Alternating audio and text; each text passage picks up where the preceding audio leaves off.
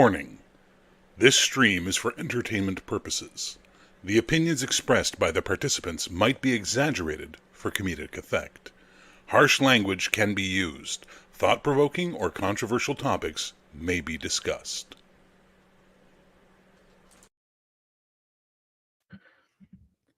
Hello everybody, and hello Sean.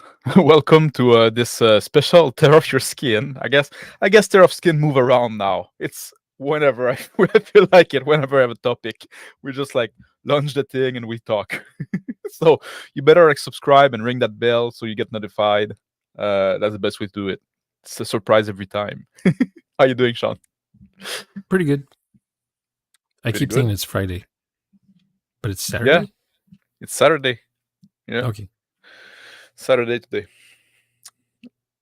Doesn't matter to me. It doesn't change a thing. Well, that's not true. I have church tomorrow morning to compensate for all my bad behavior. That's how it works. So what started this topic? Was it me? Or yes, you wanted to talk about that. You wanted to talk about it. I thought we talked about that already. I thought we solved that. I thought we discussed that already and we solved it. Like role playing in second person, right? What we talk about then, it's like when the GM say you as the subject of the sentence, like, oh, you go there and you see this and you say, like we said, it's generally bad. You should try to avoid doing it because it takes away agency from the player. Takes a lot from the player. Because Yes. when you watch these games, the GM's doing all the talking. All of it. That's one clue that someone's role-playing everybody. And you're training your player to be passive, right? Because like, well, now, okay, I'm in my character. Now I'm just sitting there at the table and waiting for you to tell the story. Yeah, I was watching a game yesterday on the internet.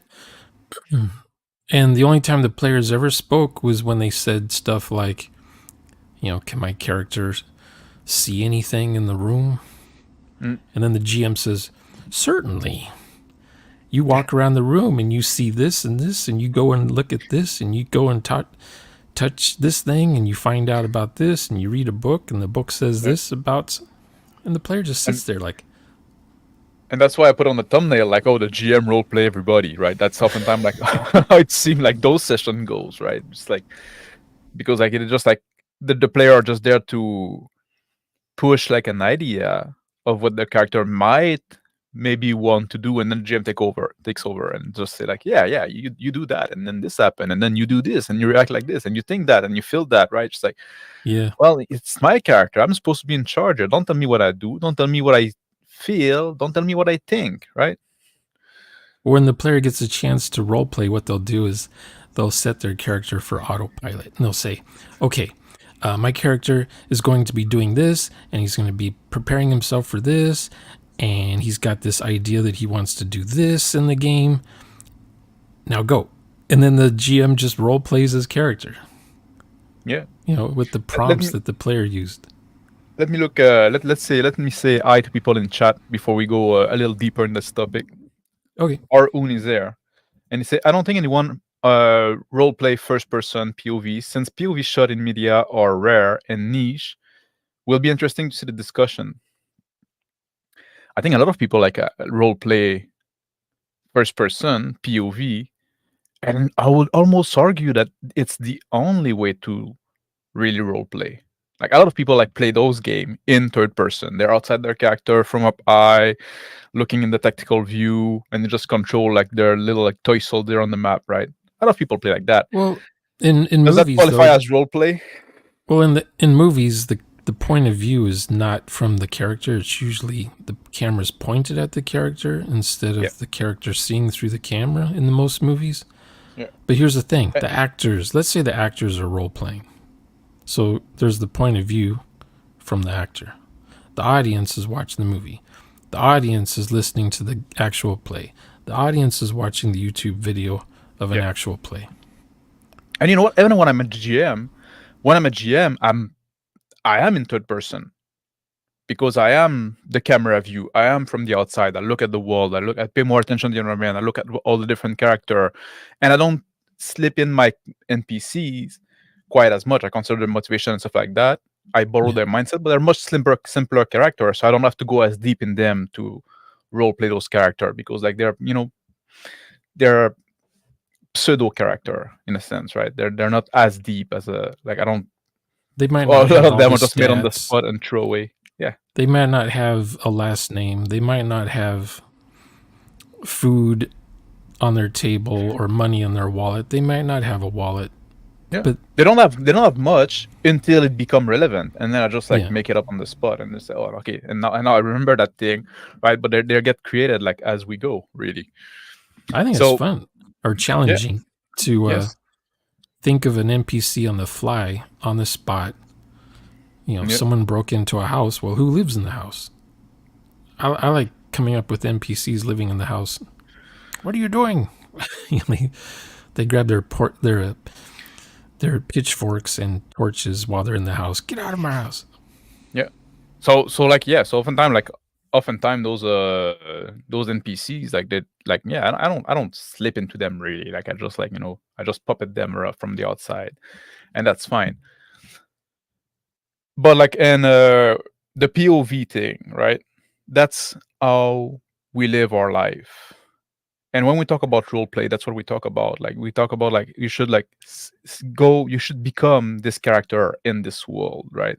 You should see the world through the eyes of your character. You're not looking at the scene. Don't try to envision the scene from an external camera. Try to envision the scene as your character see it. That's why I don't like the battle map. Because and people say, oh, but then you don't have all the detail, it's messy and stuff like that. Yeah, combat would be messy. Combat is confusing. A lot of things happen. You're on the floor. You see what you see through your eyes. Now you see what you see through the eyes of a character, right? You don't have perfect information from up high. That's what I wanted to simulate. That's where the essence of roleplay for me is, right? When I play Skyrim, I turn the lights off in the dungeon, so I can't see everything that's going on unless I see sparks fly, flame bolts or something, or lightning bolts. That's the only time the room's lit. Otherwise, I'm surprised. I don't know there's someone sneaking up behind me with an axe. It's more interesting than I don't want to play Skyrim in a well-lit dungeon where I can see where everyone is. It's more like it's more challenging. Yeah, but it's more immersive for this word that now like became toxic. And you can't see hallways, you can't see escapes, you can't see what's 2 feet in front of you without a torch. It's kind of cool. Yeah. But the POV thing, I say, you know how to roleplay yourself, right? You go anywhere, go to Walmart. You're either going to be yourself or you're going to roleplay that you're someone else because you're trying to impress some girl there or something. Yeah. Do that in your game. Try to impress girl at Walmart. Yeah, Sean is revealing his trick now. So he's sharing his move with us. She might have all her teeth. Oh, I'm a doctor, Yeah, go to the pharmacy and give advice to people waiting in line. I'm not a real doctor, but I play one in Walmart. I mean, in a game session, you want to roleplay. If you want to practice roleplay, I guess just roleplay yourself. How hard can that be? You should know your own character, right? You're not going to roleplay yourself in third person, are you? That's a very philosophical debate. Know thyself. Yeah. No, but like that's what we're talking about. Like, we're living in first person, and that's and when we role play, we want to basically feel like we're living in those fantastical worlds. So we just like switch our brain, and so instead of like having, people say like, oh, you see with your brain, you don't see really with your eyes. Your eyes just capture the information, but it's your brain that interprets it. Now we just like hijack that between the eyes and the brain, and we just like send this information from imagination, right? And then we see that and we interpret that like we're there. That's well, what we immersed. If you're immersed, it's just going to happen. Yep. So Dare to Wonder, hello, by the way. Say, oh my god, one time I was going to play a brutal orc for a public game, and then some youngling came in. I was like, oh. So I had to describe what he does in third person. Oh, so you didn't want to be like too graphic in your brutality playing the orc because there was a young guy there? Yeah, public game can be a challenge. I didn't do anything. My brutal orc was doing it. Yeah, well, exactly. You have to put the filter the distance. I never play like in public, except when we play on stream, which I guess there are. But I assume people watching are mature. Well, Those show are not for the youngling. Well, to me, playing online or playing at a table is the same thing. Yeah, pretty much for me as well. Yeah.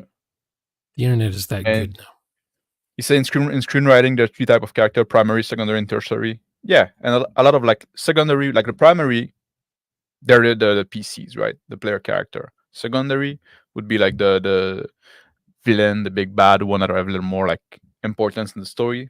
Tertiary, you just make them up on the spot. They're basically like oftentimes extra that get elevated. Oh, now you have a line of dialogue because they interacted with you. Yeah. Yeah. Hello, Phil.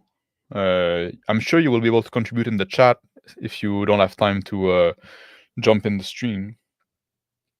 Yeah, Kid also if you're trying to impress a girl and you're not going to the Walmart. Hey, baby, I love you, calling me back.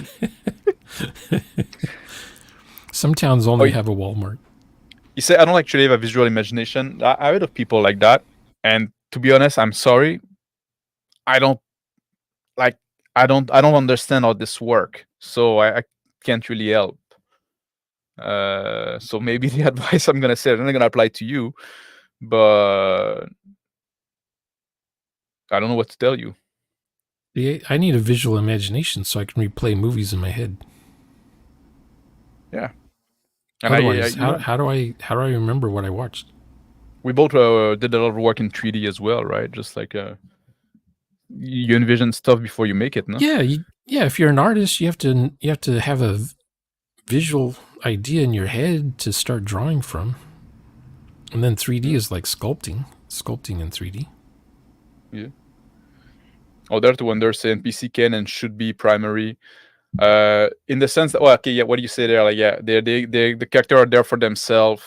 I always say like people like everybody in the world like exists for their own sake in a role-playing game, and because the world exists for their own sake, right? They're not there just to be a plot device and stuff like that, right? You want to create this illusion.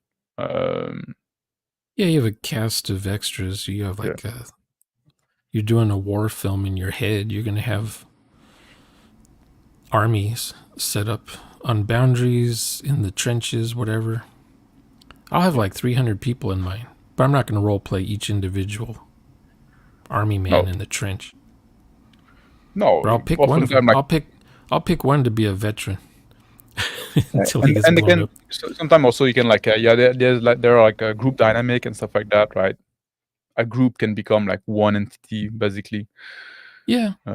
At a football game, the audience is doing the wave.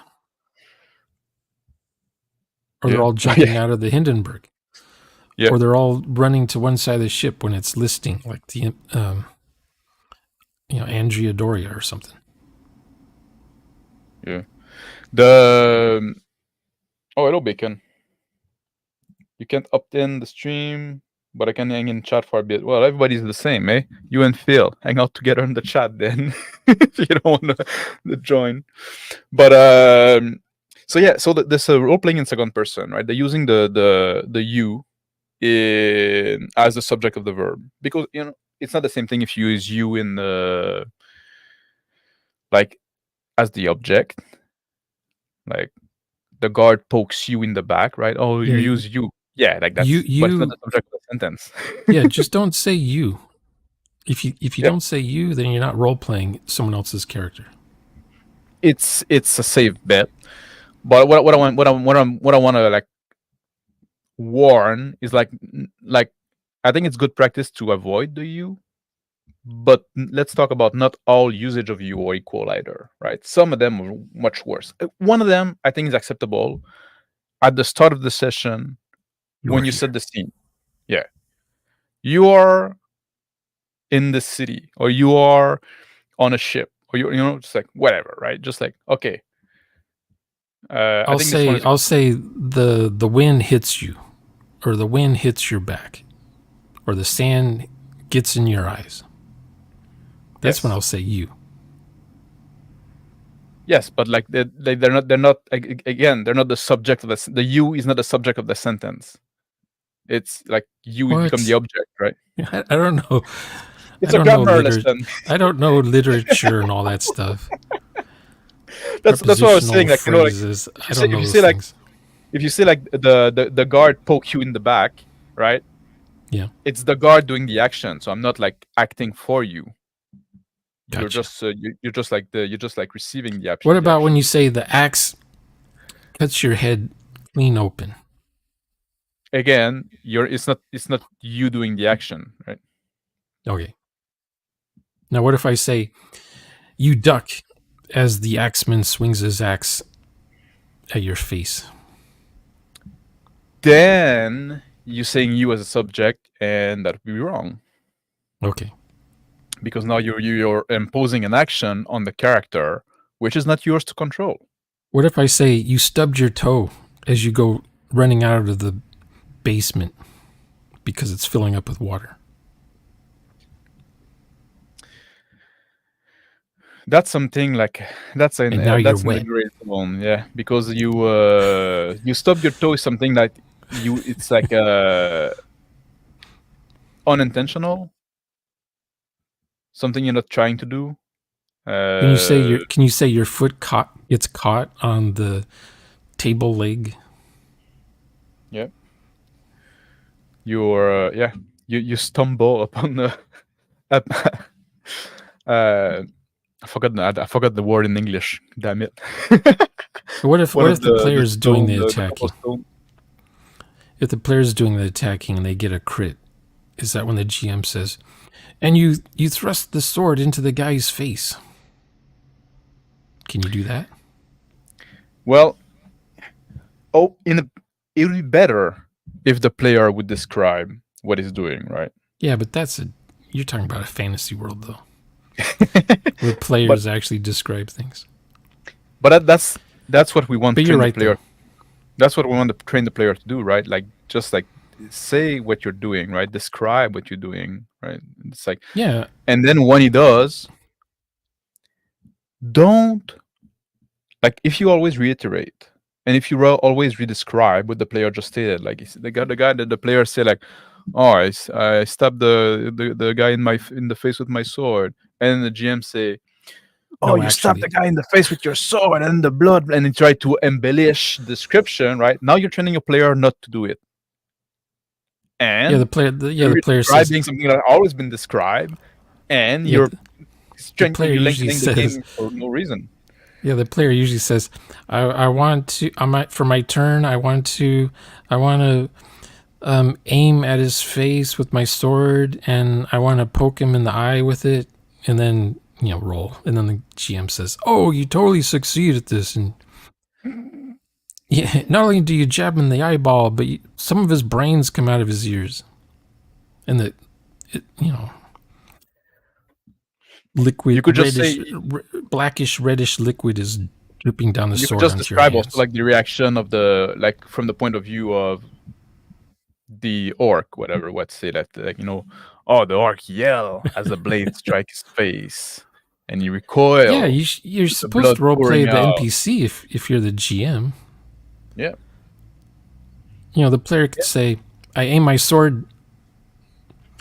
At his eyeball, getting ready to smash it through his head, something like that. Then you roll, and then I let the player describe what they do after they succeed. Yeah. And I want to say also, like, because we're talking about like the gradation, right? The worst one would be like saying what the player do, what the character do, like, right? Oh, you go there, you move here, you do this, right? This is the worst one. It's that we see a lot still, right? Yeah. This morning I saw a game where one player says, "Are you going to move us there, or do we just say we're going to go there?" I started laughing. I was laughing when I heard that. Yeah. And the player was serious. I think maybe there might be a worse one again. You think, or you feel like. Like not only you're telling me what I'm doing, you're telling me what my character is thinking or my character is feeling. Can I decide that for myself? I hate it when GMs say what your character is saying. to someone else's Oh character. yeah. So those It's are like like a the big. cutscene. Those would be like the red. In like if you go like Oh, it's all green, yellow, red. To me, red. it's all red. That's red. Well, green, like I said, like green, it's if you use you as the object, or at the very beginning of the session when you set the scene. Yeah. Maybe if well, now let's talk about the yellow. There's gonna be the more interesting one, right?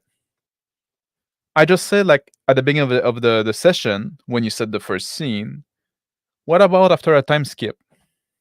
Like you wake up, or You you wake go to up, sleep. you go to sleep, or you know you you all went to sleep.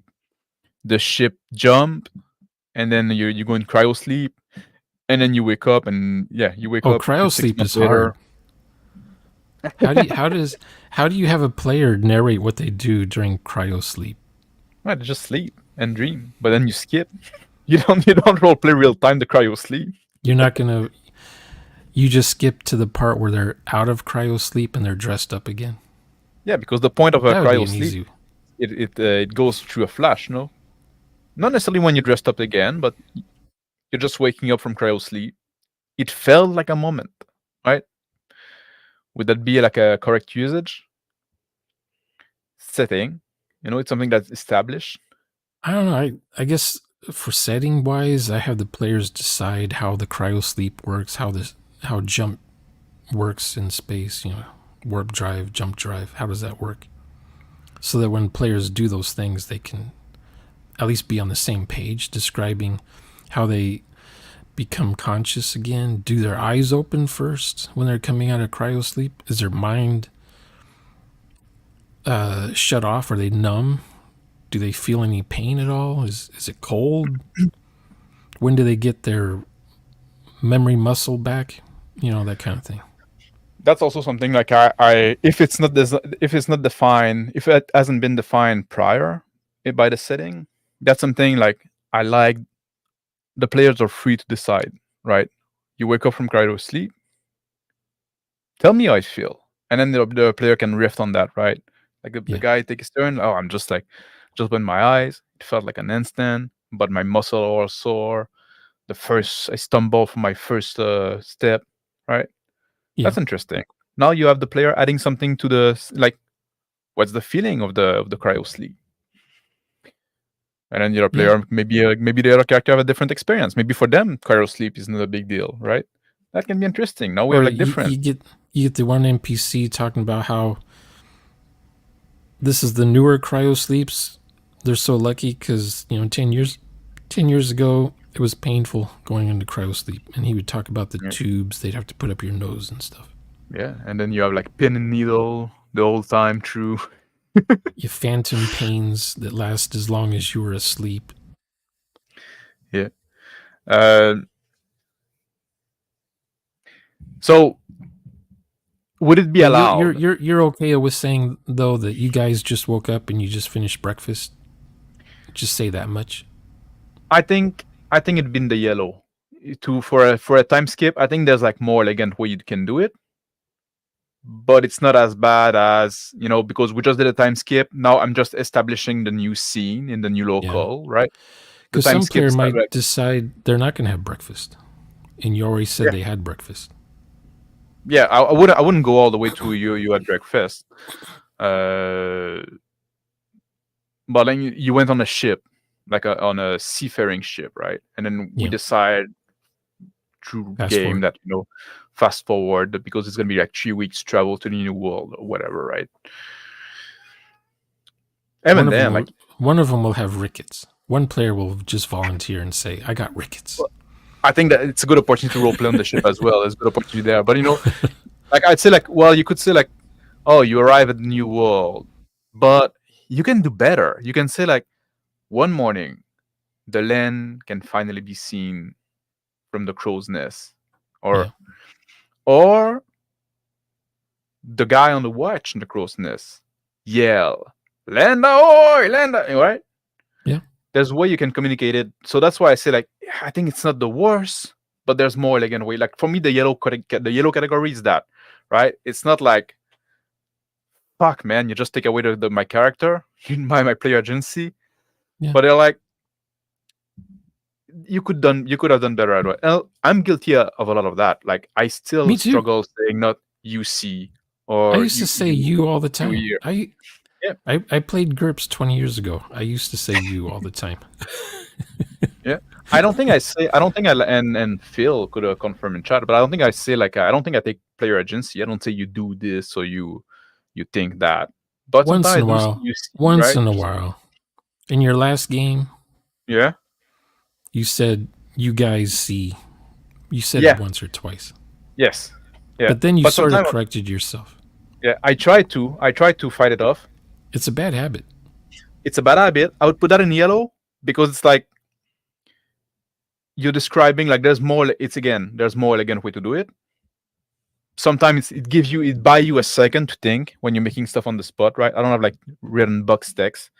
So like, okay, I need to think of something to describe because they're moving. Like what's above the hill? You see, then it gave me the second I need to think, right? Yeah. That's kind of a shortcut. A player can trigger better. Your habits sometimes. Yes. By how they ask something. Yes, it's something that is hard to fight.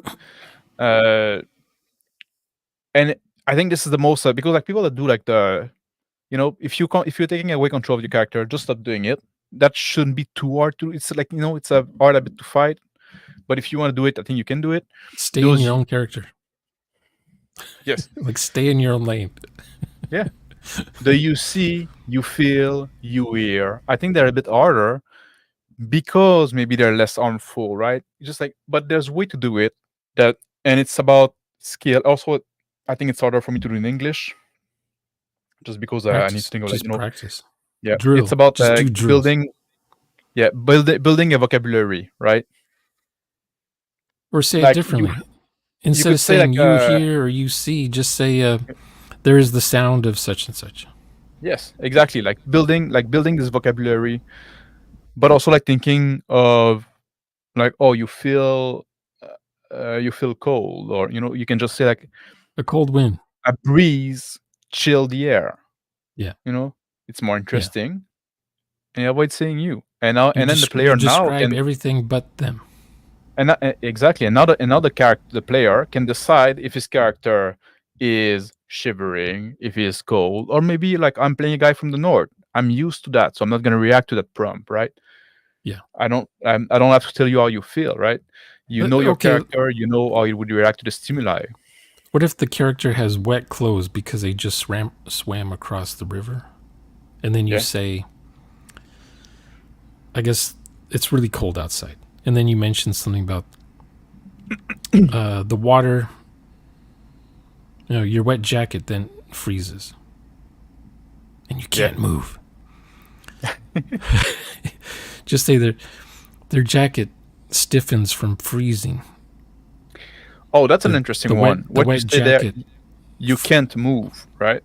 Yeah, that's an interesting one. Because is it cheating? Because now you're saying you as the subject. And the reason we say you don't want to say you as a subject is because it's taking away agency from the player. But now it's specifically something that takes agency from the player. You can't move. Well, I'd say the jacket. Can you say the jacket prevents you from moving? Or you could say the jacket stiffens and the jackets become very cumbersome. Or I want the player to role play if they're stiff as a board or if they can still move a little bit. I'm just letting them know that they're slowing down. Yeah, in that kind of case, if you want to have the player to decide for themselves, then I guess it'd be better to just describe the situation and let them decide, because you especially don't want to take the agency away. But there's some situation when we do take agency from the player, right? We discussed that when we're talking about like insanity and possession, right? When the player gets possessed out of an airlock. Yeah, you're ejected. I mean, they can't control how they move in space, right? If they're just going roly-poly, there's no friction. if they're rolling, they're gonna keep rolling What if until they're they hit falling? something. Falling from a like they are playing falling from orbit. Yeah, or from orbit. Once the Crashing air towards shows the up, Earth. yeah, once there's atmosphere and they have some sort of skill in gliding, I'll let them take over. But until then, they're gonna burn up in the atmosphere.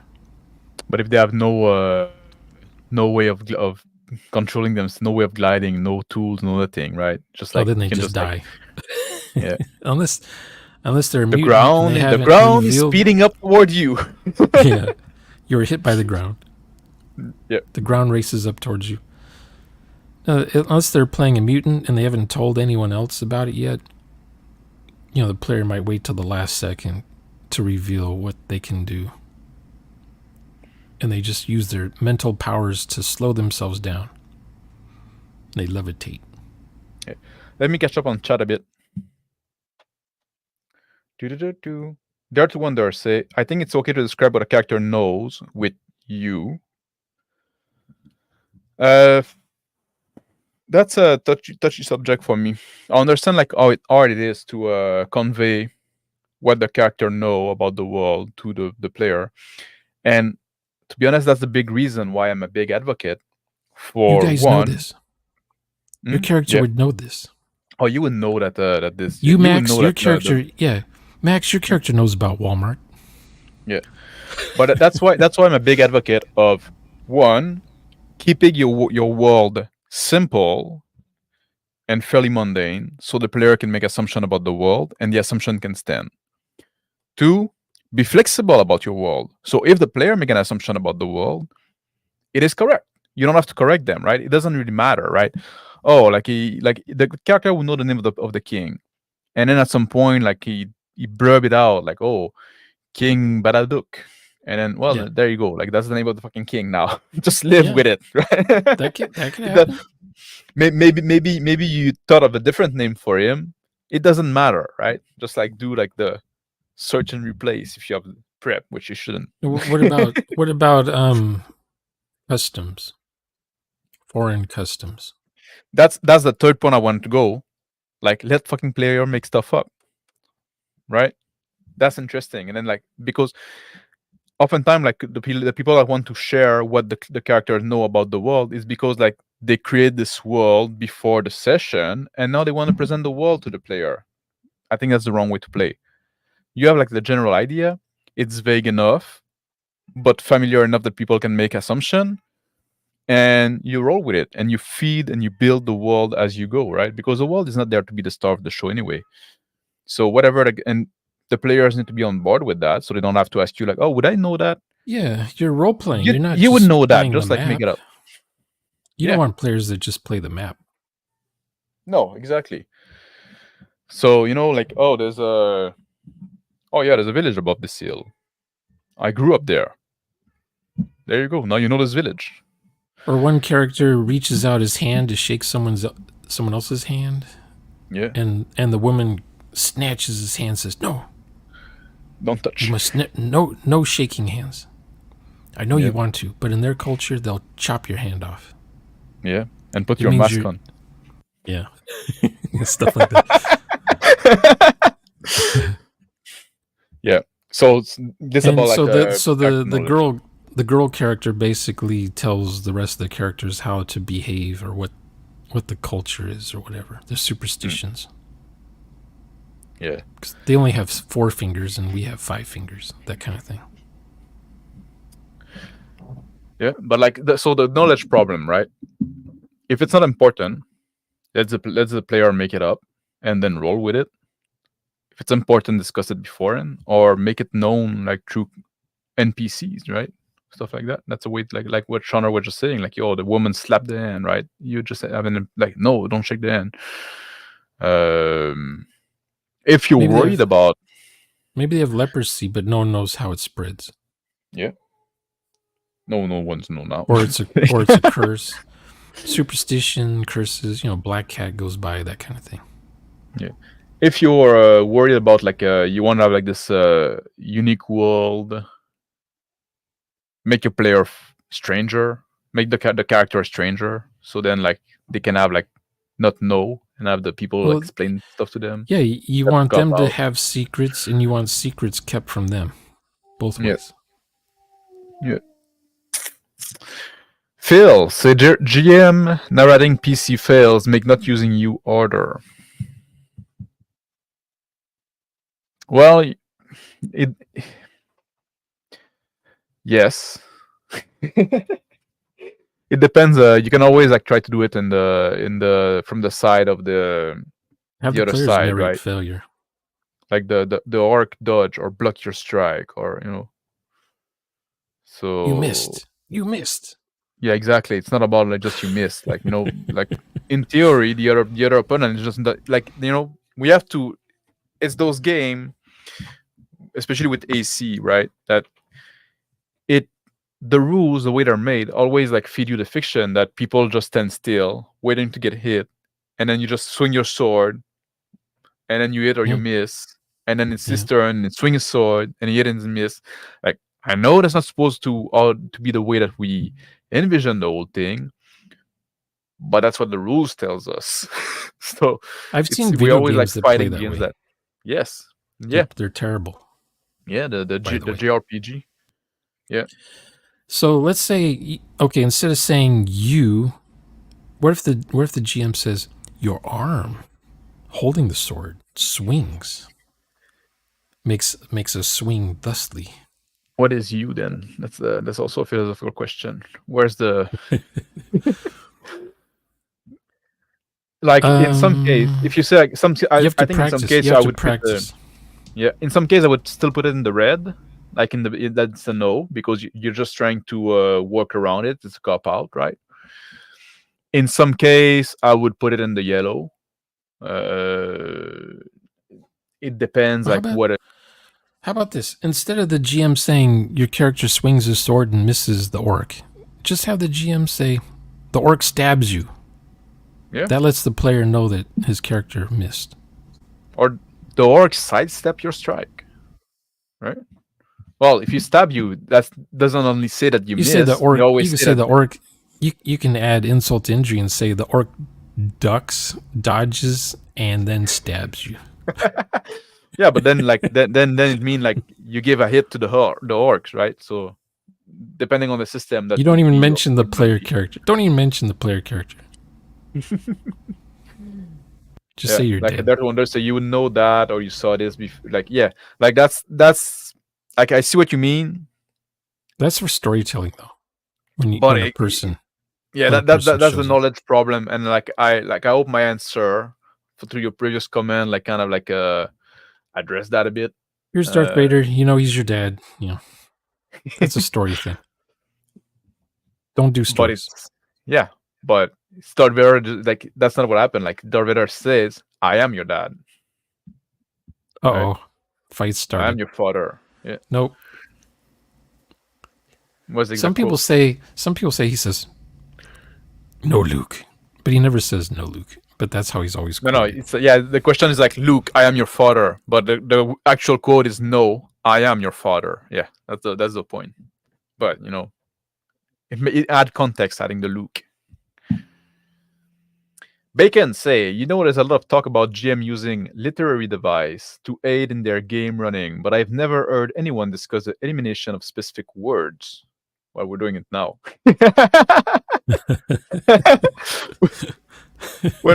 Specific word when writing fiction, it's often advised to the author eliminate the word was from as many sentences as possible, or even most to be, because they are weak. Yeah, Grammarly will bug you about that. Yeah.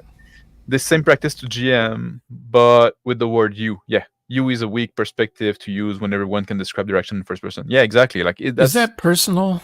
When you say you, is that a personal thing or informal thing? In English, is there a name for that when you say you? In English, I think you got rid of that. It used to be if you're, like in French, we have that, instructions, right? Do they say you in instructions anymore? I hate when they do. They do that sometimes, but like I hate it. Or like grab a nail and begin hitting it with your hammer. You will soon see the nail in the wood. Like for your instruction manual for the hammer. I just bought this hammer. I need to read the manual. Hold the hammer by the wooden handle, thusly as seen in Figure 1. But in my book, I don't use the word "you" isn't in my book. I don't think. Yeah, And immersion? some RPG books use you, right? Oh, you roll this, you roll 2 dice, and I don't like. I just that, but that's for me a stylistic thing. It's I don't you, and then it's you not don't know sometimes. me. Don't talk to me directly like that. Yeah, you as the dungeon master. Yeah, I don't use the word "you" in my book, and I don't use the word immersion, and I don't use the word theater of the mind. Oh yeah, those three things I don't use. But in French we have the second person. We have the difference between like singular and plural, and it's familiar to talk to somebody with the second person singular. If it's somebody like you don't know or is a higher status than you, hey, you should do. Well, yeah, you should do like third person, you guys? second person plural. So like I don't know what that is. Yeah, well, use it in a sentence. I can't in English because like I guess it's like thou. Like you used to do thou and you, right? What is thou? What do you mean? Like thou shalt not steal. Oh, thou. Thou, yeah. I thought you said thou. Thou. No, in French it's tu. Thou shall always what? Thou shalt not use you. Oh, okay.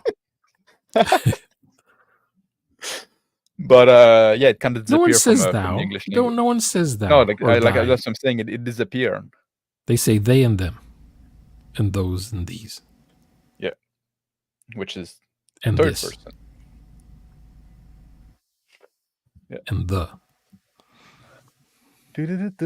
I don't do King James.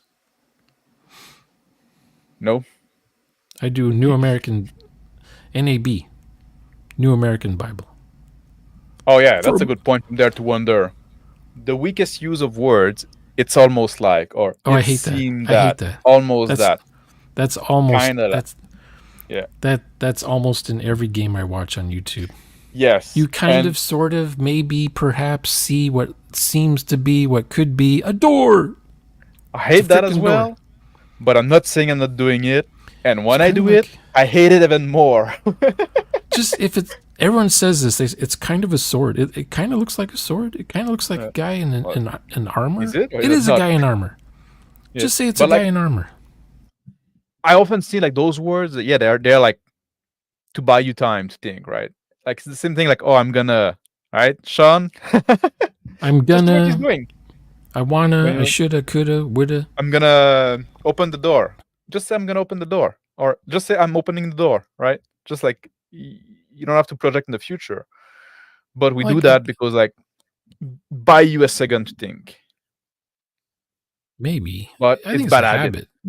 It's a bad habit. The GM says, you see a guard outside, and the player says, "What does he look like?" Well, he kind of looks like he looks like he's wearing armor, and he kind of looks like he's kind of tall. He looks kind of taller than you, maybe. Just say he's taller than you. Just say what the guy sees. Because then the player's like, well, can I walk up to him then? Yeah.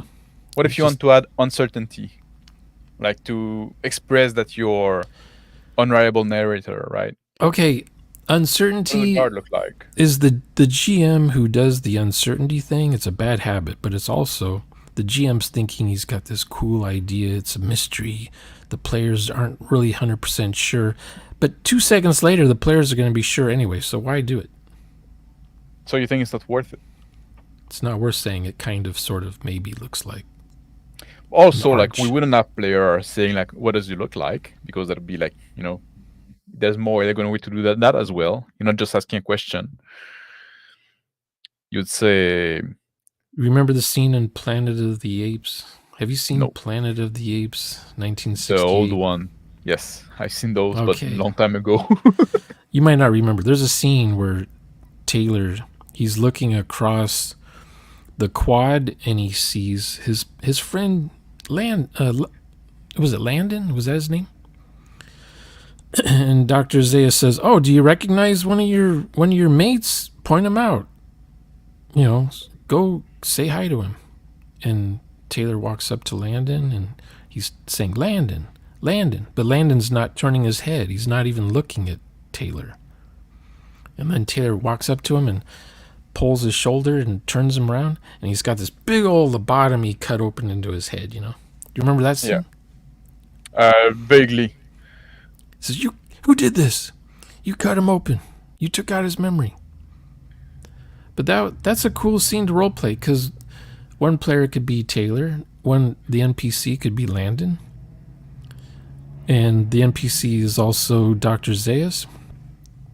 And they have that little talk where the player says, hey, I think I see one of my guys. Oh, really? And it's just a made-up scene on the spot. It's not like the player says, oh, do I see one of my crew members here? Because I have a feeling that we were all collected into this part of the city and whatever, and the GM has to make up something. He says, would I be able to see if Landon's here? That would suck if the game was played that way. But it would be, because that's how they do it. Let's make this scenario, right? There's a character is trying to sneak up on some place, and then there's a guy guarding up a door, right? And the character wants to know if the guard of the guy guarding the door is wearing any kind of armor, right? So maybe the player is going to say something like, I tried to figure out if he's wearing any kind of armor under his doublet, right? So like you can picture that the character is observing, is there hiding in the shadow. But the GM doesn't want to give like a straight answer because maybe he doesn't know. Fire the GM. No, but sometimes like, you know, then you just, like, as a GM, you could just describe, like, you know, is it dark? He's wearing it's dark, it's night. He's wearing a big cloak and a thick tunic. I take the risk as a player.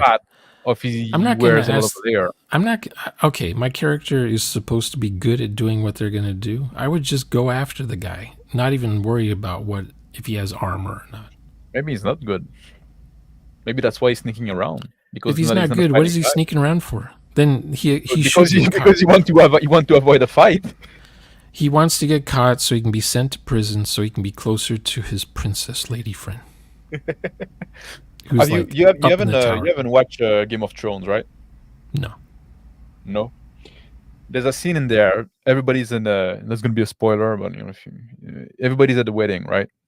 And at a wedding scene, and the situation is very tense because it's like a shotgun wedding, if you want, with a guy that they betrayed before, and now like the wedding is supposed to make it up for the betrayal, but the guy is like still very pissed off about it. And at some point, one of the women there in the wedding noticed that one of the guests of the guy that they betrayed is wearing armor under his wedding clothes. And now she figure out, oh fuck, we're in trouble, right? How do you roleplay that? Would the GM just say, okay, so the guy, he's like a guest? Yeah, he's a guest. Like they're pretending it's a normal wedding, and like so he's got like armor on, and then he's got like his dress clothes on top of it. Oh, okay. Yeah. Now, how did the player find this out? Let's say the player is the one getting married. How do they find this out? With a perception roll, obviously. But that's what I'm asking. How would you present that? The player's doing a recon check to see if they notice anything out of the ordinary within their scope.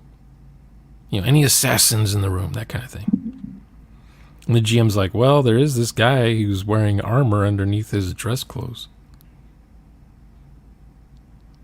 Something like that. If they pass successfully, just describe this other NPC in the room that's obviously got armor underneath their clothes. How did it work in the TV show? Like the audience watching the show, do they notice right away this guy's got armor under his clothes? We noticed at the same time as this lady noticed, and the guy just excused himself. Like they're sitting next to each other. The guy just excused himself, Yeah. He come back, he sit down, and when he sit down, like his sleeve raise a Right. bit, and then you see the chainmail underneath. Oh, okay. And then That's like cool. the lady noticed. Oh, it's a very good scene actually. It's worth watching the show up to this point. Oh, I spoiled it for you. But Now then the audience knows what's going to happen noticed, next. and she lift the sleeve. Well, she gets it right away, right? She lift the sleeve. She see that he put his armor on. Presumably when he excused himself, like that's what he went to do. Yeah. So now she get up and she's about to yell, but then Archer stick out. Anyway, Okay, where were the it's a very good archers? scene. Where were the archers? On the mezzanine, hiding on the mezzanine upstairs. No, they were hiding? Yeah. Or do they always have archers up there? They were hiding. Oh, wow. Yeah. They just kind of show up over the banister and start firing? Well, it's just like they were just people that were there, right? And just like they just hid their bow, and then just where the crossbow actually, and they just took the crossbow out and shot. Crossbows. Yeah. Even more grim. Yeah. Yeah, crossbows can shatter spinal cords and things. Yeah, that was when the show was still good. Yeah. But the situation you were talking about where the guy wants to sneak up to some guy and he wants to see if he has armor on. Yeah.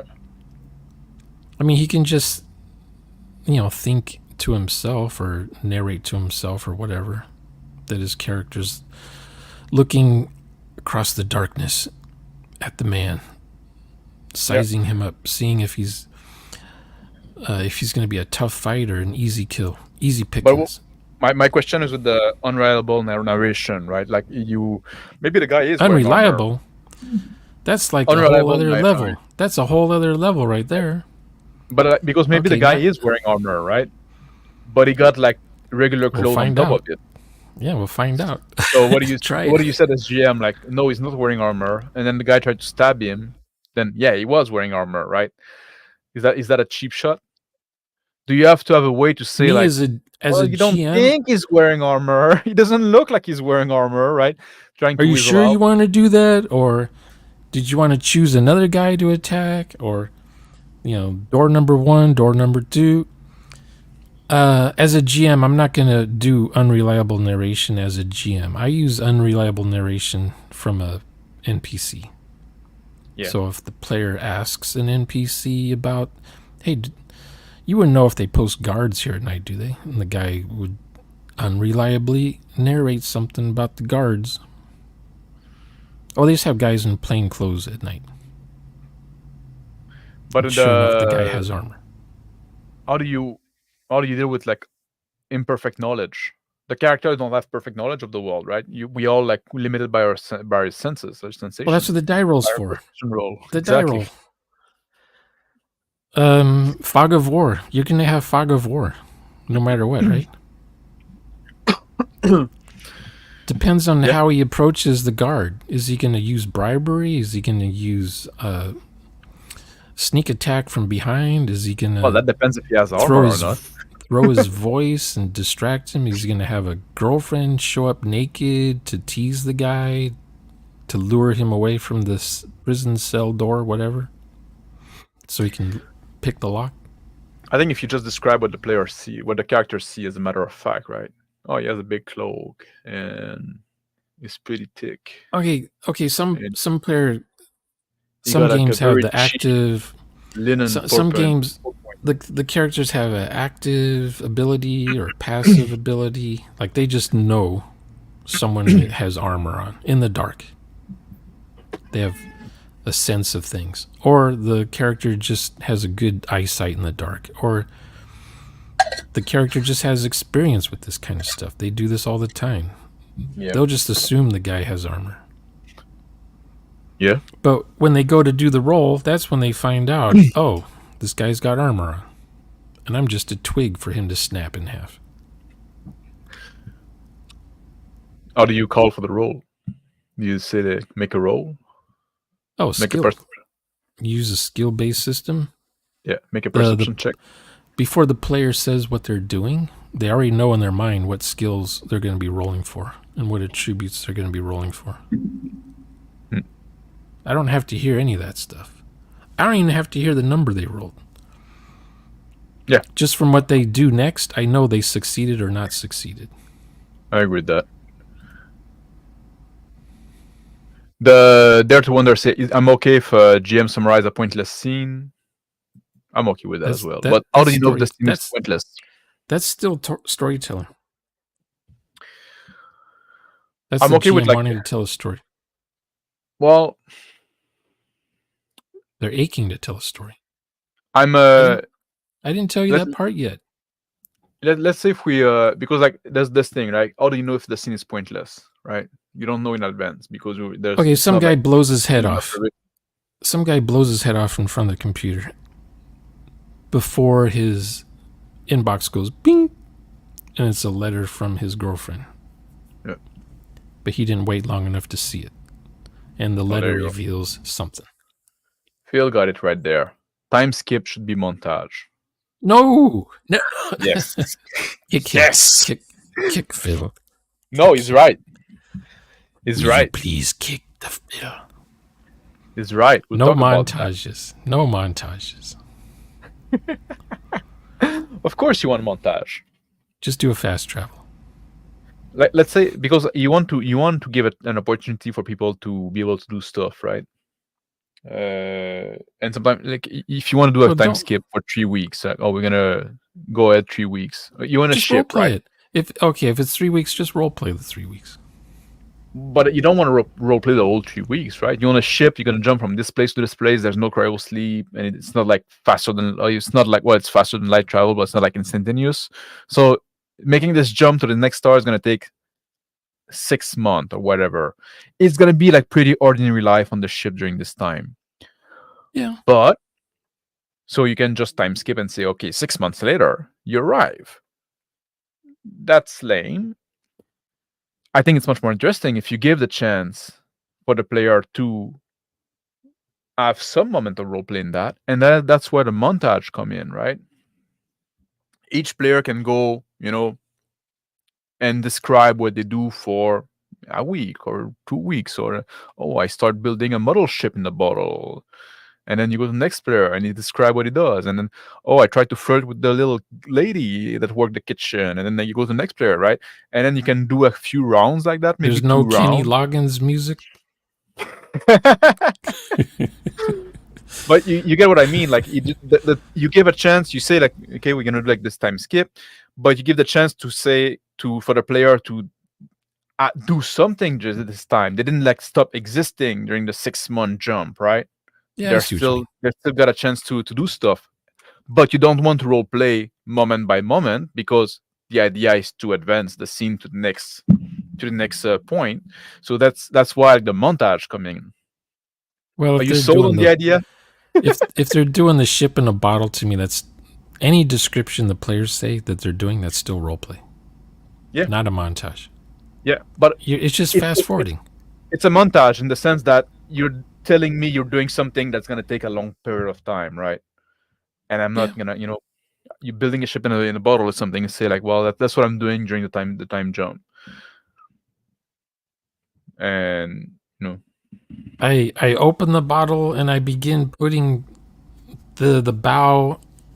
Yeah, but you don't necessarily have to go to that level of detail for those kind of. But and then they'll say that in one sense. The next sentence is, and then I finalized after putting the pirate flag on the ship, I now put the cork in the bottle. Oh, so that means 3 months have gone by. Yeah. How long does it take to put together? Nowadays, the ships just unfold. That's your montage. You pull with a little string. That's how you build them. Okay. Yeah, but the same thing. I'm gonna read this book about swing dancing. Well, some people say they're gonna practice in the firing range. Yeah. Or they're gonna be in the gym working on muscles. They're gonna be reading books, holograms, whatever. Yeah, but you can say those things that are like long, like take a long time to perform, to do, but you can just say them in one sentence. I'm gonna learn to play. I do one shots. So the montage is taking up some of the one-shot time. Yeah, but it's much less than if you do like the moment to moment, right? If you want to do like this one shot, if you do a one shot, you can, why bother Yeah, the space jump? Just start them where they're heading, right? Yeah, the spaceship doesn't last in my one-shots. I do like an Alien. An Alien, they wake up and they think they're at Earth, but they're not. And they're slowly finding out what's going on.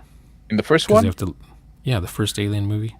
Yeah, they wake up. The first Alien movie, like I rewatched it not too long ago. It takes a long time to start. It's a slow like the burn. waking up, it's a slow burn, and we don't do movie like that anymore. I was rewatching that, and I enjoyed it, but I said like, man, we don't do that anymore. Just No, it's all- slice of life, establishing a tone, right? Saying, oh, okay, those people are just Yeah. working there, they're just like regular folks. You really get a vibe, and then shit happen. But it takes like 45 minutes before shit happen, or half an Yeah, hour. I'm sure in the new Alien movie, I'm sure things are going to happen a lot faster.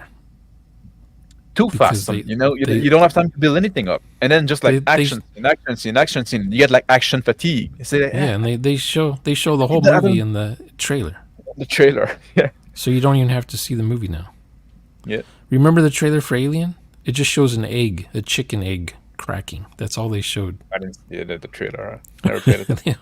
The movie came out like when I was like 2-year-old, so I didn't get I to don't see know. the trailer. I think I was 15 when it came out. Yeah. Like you say, like to read the information what happened to an investigator, and you don't have any motivation to lie. I don't know what that's. I don't know what that's linked to. Like It might be you discover like a clue. Your character you tell them finds what. out. You tell them what happened in the last scene. Well, if they know, well, that's also like the epistemology question in role-playing game that I often talk about, right? The character don't know what they know because the GM told the player.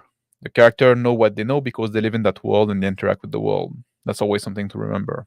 I don't get that. You tell him what happened in the last scene? Yeah, like you said, an investigator, information of what happened to an investigator, and you don't have any motivation to lie, right? Just like. But you tell them what happened in the last scene. What does that mean? How do they know what happened in the last scene? Who was there to see it? Just like Is an it like a NPC can recap? tell That's them. like, to me, that triggers recaps. I don't do recaps. I don't know. What were you guys doing in the last game session? We're a bit behind now, so sometimes like we might lose context of those comments. So try to make them clear.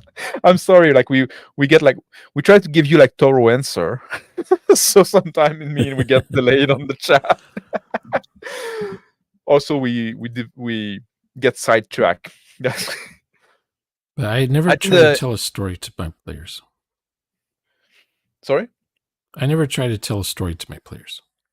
Yeah, me neither. That's so not what I'm here for. If they do investigation, I'll let them find clues here and there. They're not going to find all the clues though, because I'm not trying to tell them the whole story. No, they'll know. They'll have some understanding. If there's a mystery, like I often say, like people say, "Oh, do you a mystery game?" I say, "You don't do a mystery game. Mystery happen in your game, and." When a mystery happens, it's oftentimes the player pick up on something, and then there's a mystery, and I don't know the solution. Right? We'll see where it goes. I'm finding out as we go. Is that the quantum solution, like the quantum ogre of the mystery? Maybe, I don't know. Just like there's something happening. It's interesting. The player engaged and stuff like that, right? I don't like because what I don't like when you come up in a game with a mystery. And there's a solution, and then you think of clues that they can find. Then it just become a game of, guess what the GM thought of, right? Yeah. It's now not the player like that. The GM. You're saying, "Oh man, I know, Max. You probably like made that thing with this twist, right?" You're not in character anymore, right? Just like fucking give me the world and find the clues and make up your own stuff. And then at some point, yeah, you figured it out. Congratulations. I like it when the players. The characters are in a mystery and they don't know they're in a mystery yet. Yeah, well, that's what I'm saying. Like you're not like I don't make mystery game. Mystery happen in games, right? Just like they'll find a clue laying around and not know the context of it yet. Yeah. Like Like the last game, the last game I did, right, on not this Monday, the one before. Like at some point, like, you know, they like those guys, they come in and they want to take the boy, and they don't know why, right? No, there's a mystery there. Like, and then the Duke's men show up, but are they really Duke's men? You don't know. Right. Figure it out, right? But interact with the world to know it. I'm not telling you. Yeah, in character, what your character would know or think they know. Yeah. Arun say, I think the UCX and WWII comes from the history of mods, which is a multi-user dungeons for people that are born in this century. This has been standard RPG practice for like 50 years. Yeah, and I think we can do better. That's the point we're making. What do I see? Then you wait for the guy to type back, you see a witch. Yeah. How far is the witch? 100 yards. Because that you have to do it like that in the mod because it was an algorithm. It was like program. You know, you had like a list of option, a list of solution. When you have a human being in front of you, like don't turn yourself into a computer, right? You're not just there to answer a question, right? Just like you're not like a. It's like the choose your adventure books. I ran a Traveler game. Same old G was in it. I ran it as though I was a computer program. And they were just users giving me prompts, and it was all done in the chat. Everything their characters were doing was typed in chat, and then I would type back to them. Human mod. Yeah. So if I don't know if that one's online anymore, but if it is, you would just see us reacting to what we're typing to each other. Yeah. And it was a cabin fever on board a spaceship. But if you play your game like that, right? You're kind of missing out on the experience of like what really a role-playing game can do. Like the fact that you have a human that can make up stuff on the spot, right? Yeah, I was totally missing out on all kinds of things because I'm just focused on the chat and what I'm typing. They're telling me what die rolls they're making. I'm telling them results of their die rolls. Like Arun explained it like oh, you say I walk into a room, I look, and then the computer gives you a standardized prompt. You see a dimly lit cellar. Yeah, and you say, I walk to the cellar door and I open it, and yeah, Zork. Dare to Wonder is a vampires game that are all about you losing control and personal horror. The GM saying what you do makes sense. We did a stream specifically on that. Yeah, we did. Yes, we did a stream specifically on that about insanity and possession. And we said GM never tells the players what they think or how crazy they go. I think we discussed that. You agreed maybe 80% with that. Yeah, I think it's more interesting. I think it's more interesting if you let the player, but that's part of the social contract, right? I think it's more interesting if the player describe how crazy they go in the way they go crazy.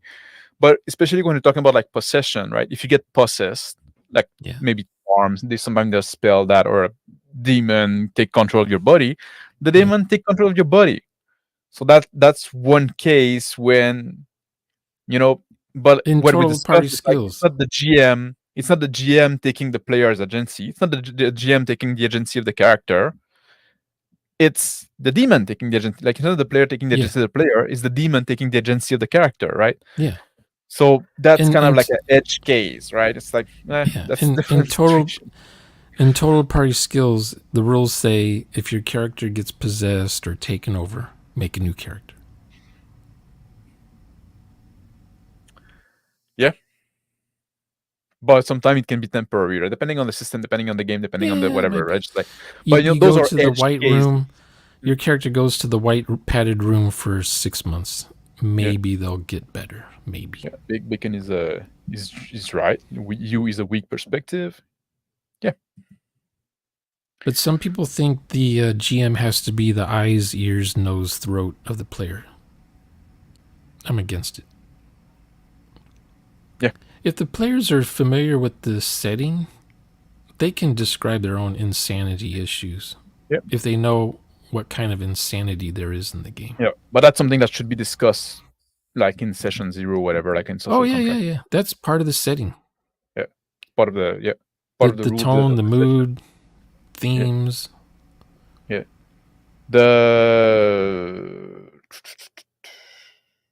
When I was in Call of Cthulhu, About the keeper never told us what we were thinking or how crazy we were getting. He would just make a mental note of our current sanity drain or loss, and he might mention some noises we hear in our heads. Yeah, that's about it. Or a vision we might have in our head, something like that. Yeah. But then we play on that. And it's always a more interesting too. Like you don't describe it, like you don't say like, "Oh, there's a voice in your head." You know, you say a voice say that, right? Just like You could say there's the sound of someone calling you. You don't say like, "Oh, Sean, you hallucinate, the walls are bleeding." No, you say like, "Sean, the walls are bleeding." I would just go boop and be gone from the game when that happens. I would just tap out. Yeah. No, but you get what I mean. Like you just describe okay, how would you describe seeing some Cthulhu monster that's not really there in the room to a player? You describe. I what I would say. I would give the name of the character to specify the player I'm talking to him, and then I would describe the monster if he's there. Okay. Because that's the thing. Like you don't like the character, like what he thinks is real, right? That's the whole point of the thing. So you describe it as if it was there, right? If he's alone in the room, then there's nobody else to confirm. But that's also something that you need to describe, like with the other player, right? You say like, well, you know what, hallucination are going to be handled that way. So if you're alone, there's nobody like else to. But you know, if you see a monster in the room and you look, and then you look at your mate, and none of them react, like you can have like the hint. You can get the hint that maybe you're the only one seeing it. Because some would argue, what's the difference whether you say, MrMax, your character sees this thing standing 3 feet in front of you? Yeah. Instead of just saying like, instead of just describing a normal kitchen in the house to everybody, there's a refrigerator, there's sinks, there's microwave oven. Yep. Oh, and by the way, Max, there's this in the room too. That's a good question, because that's oftentimes something like people ask, like, yeah, what's the difference if you say you see? Well, first, you don't need to say you see. You don't need to say like, oh, you see a sink in front of you. You can just say there's a sink in front of you, right? You just describe the location. You just describe the location and the objects in the room. That's about it. But so the first thing is you don't need to say it. The other thing, like, is let's say like okay, you're traveling on a cart, and I say, oh, you see a column of smoke in the distance. Now I say that the difference is like if I just say there's a column of smoke rising over the horizon, now you can decide if your characters see it or not.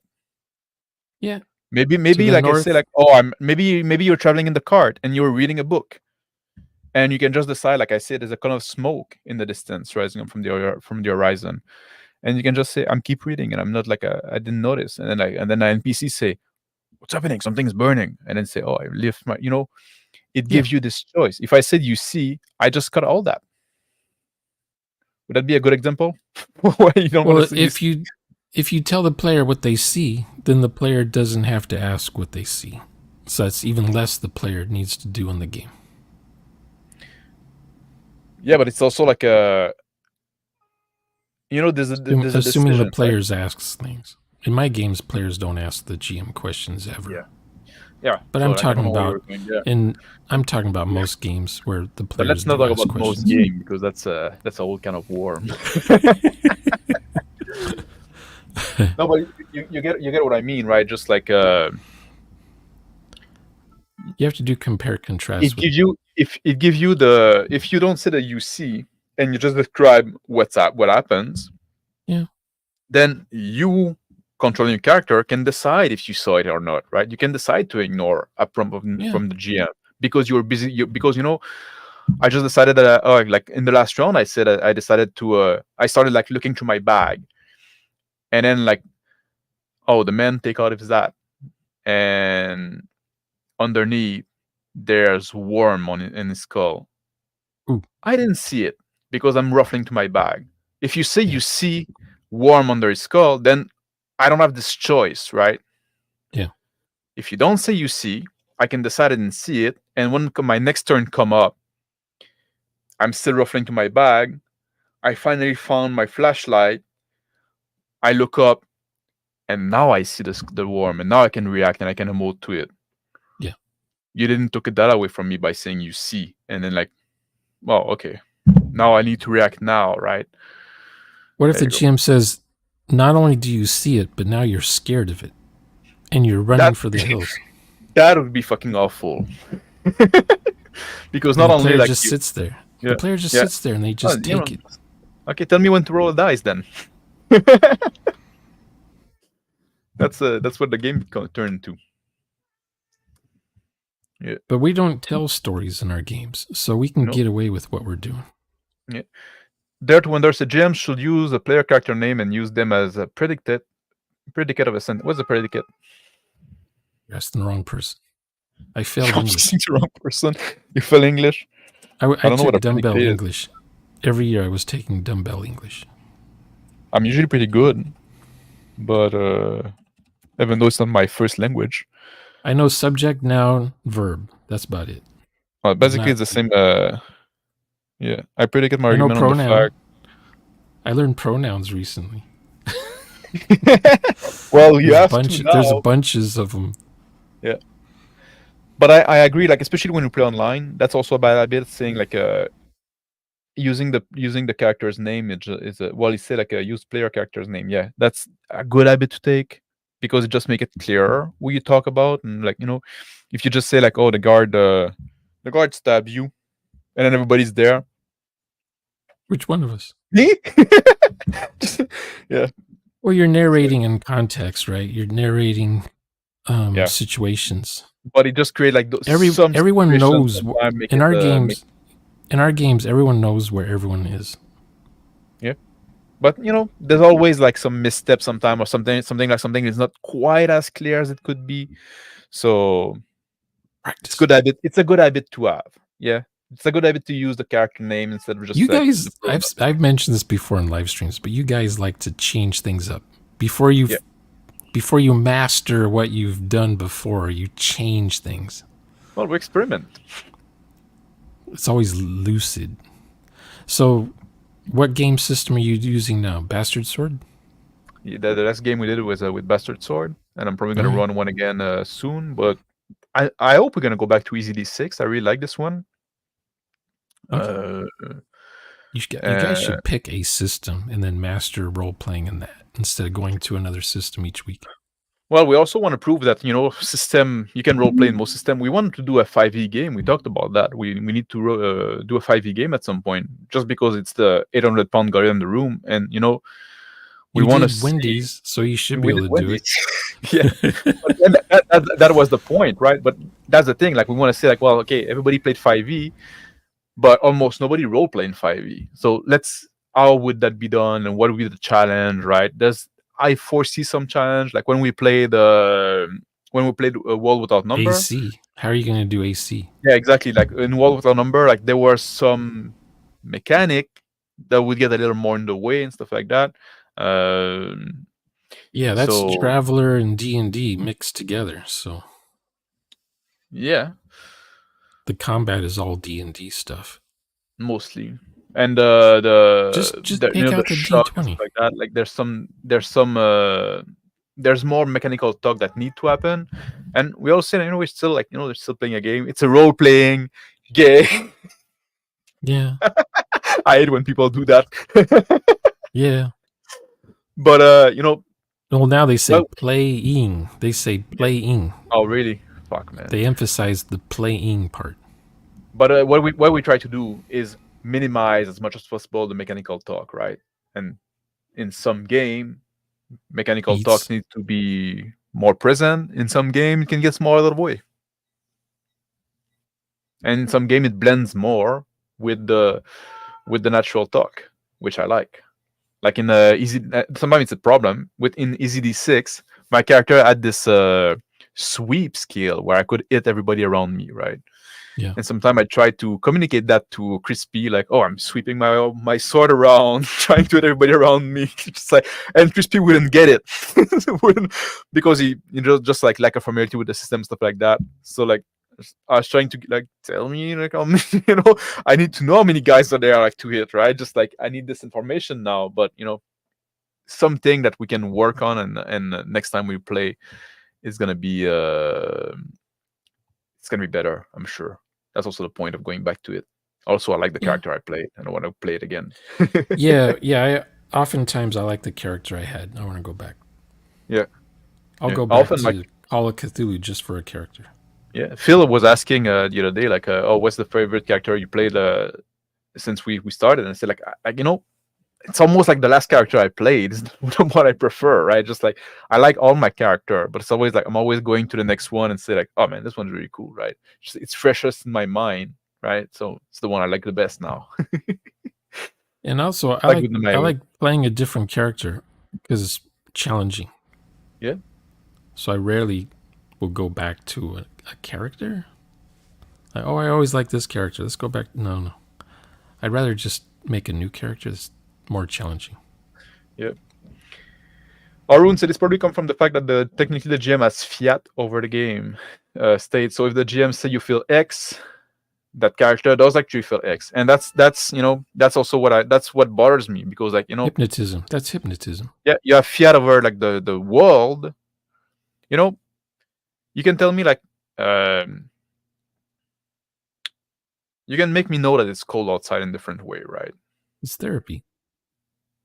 That's the therapist telling the patient how they feel. Yeah, exactly. Don't tell me how I feel. Exactly. Don't tell me how I feel. I'll tell you how I feel if I feel like it.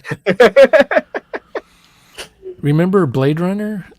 Leon was being interviewed by the Blade Runner guy. And he says, no, the guy before him, the very beginning of the movie. Oh, yeah, okay. And he says, you're in the desert and you encounter this tortoise laying on its back. What do you do? And Leon's like, what's a tortoise? You know what a turtle is?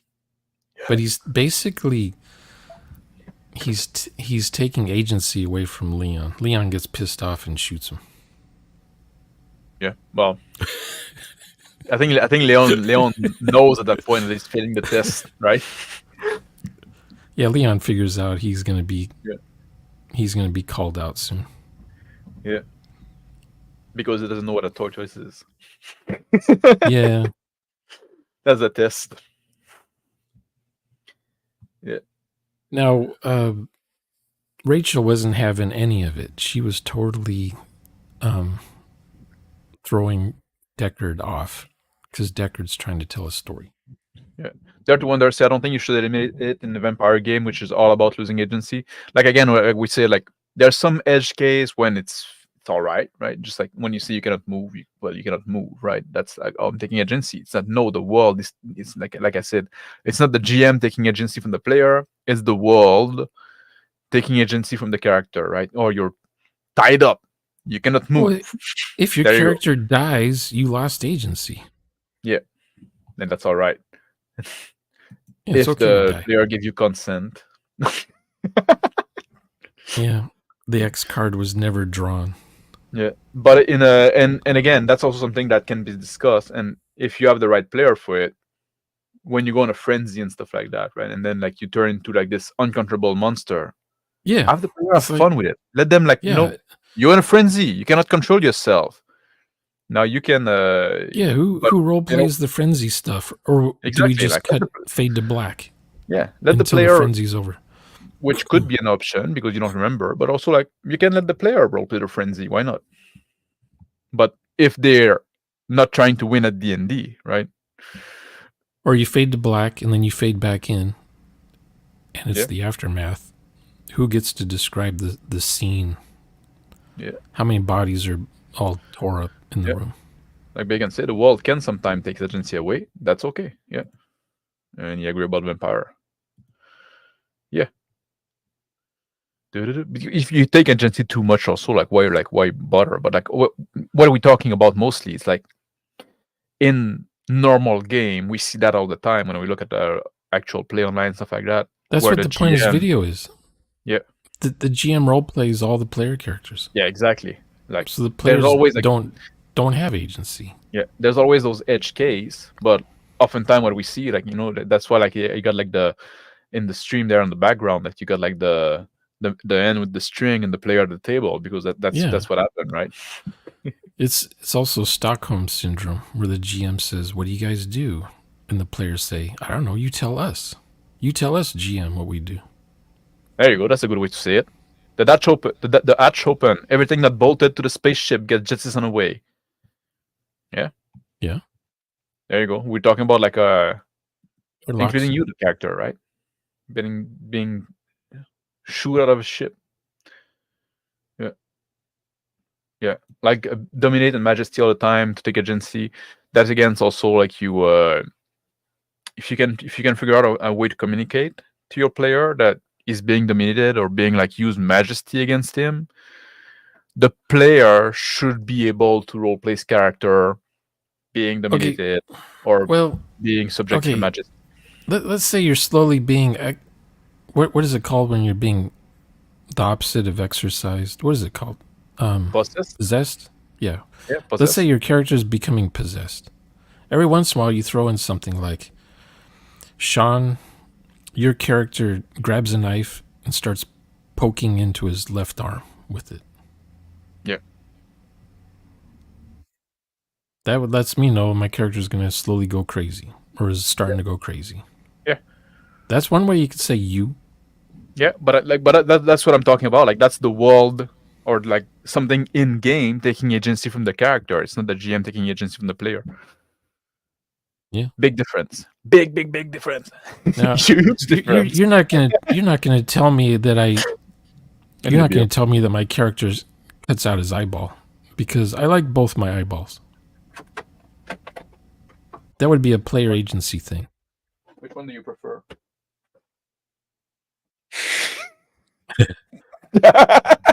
Like if you cut off a limb, the player might get upset, because now you're taking away agency for good.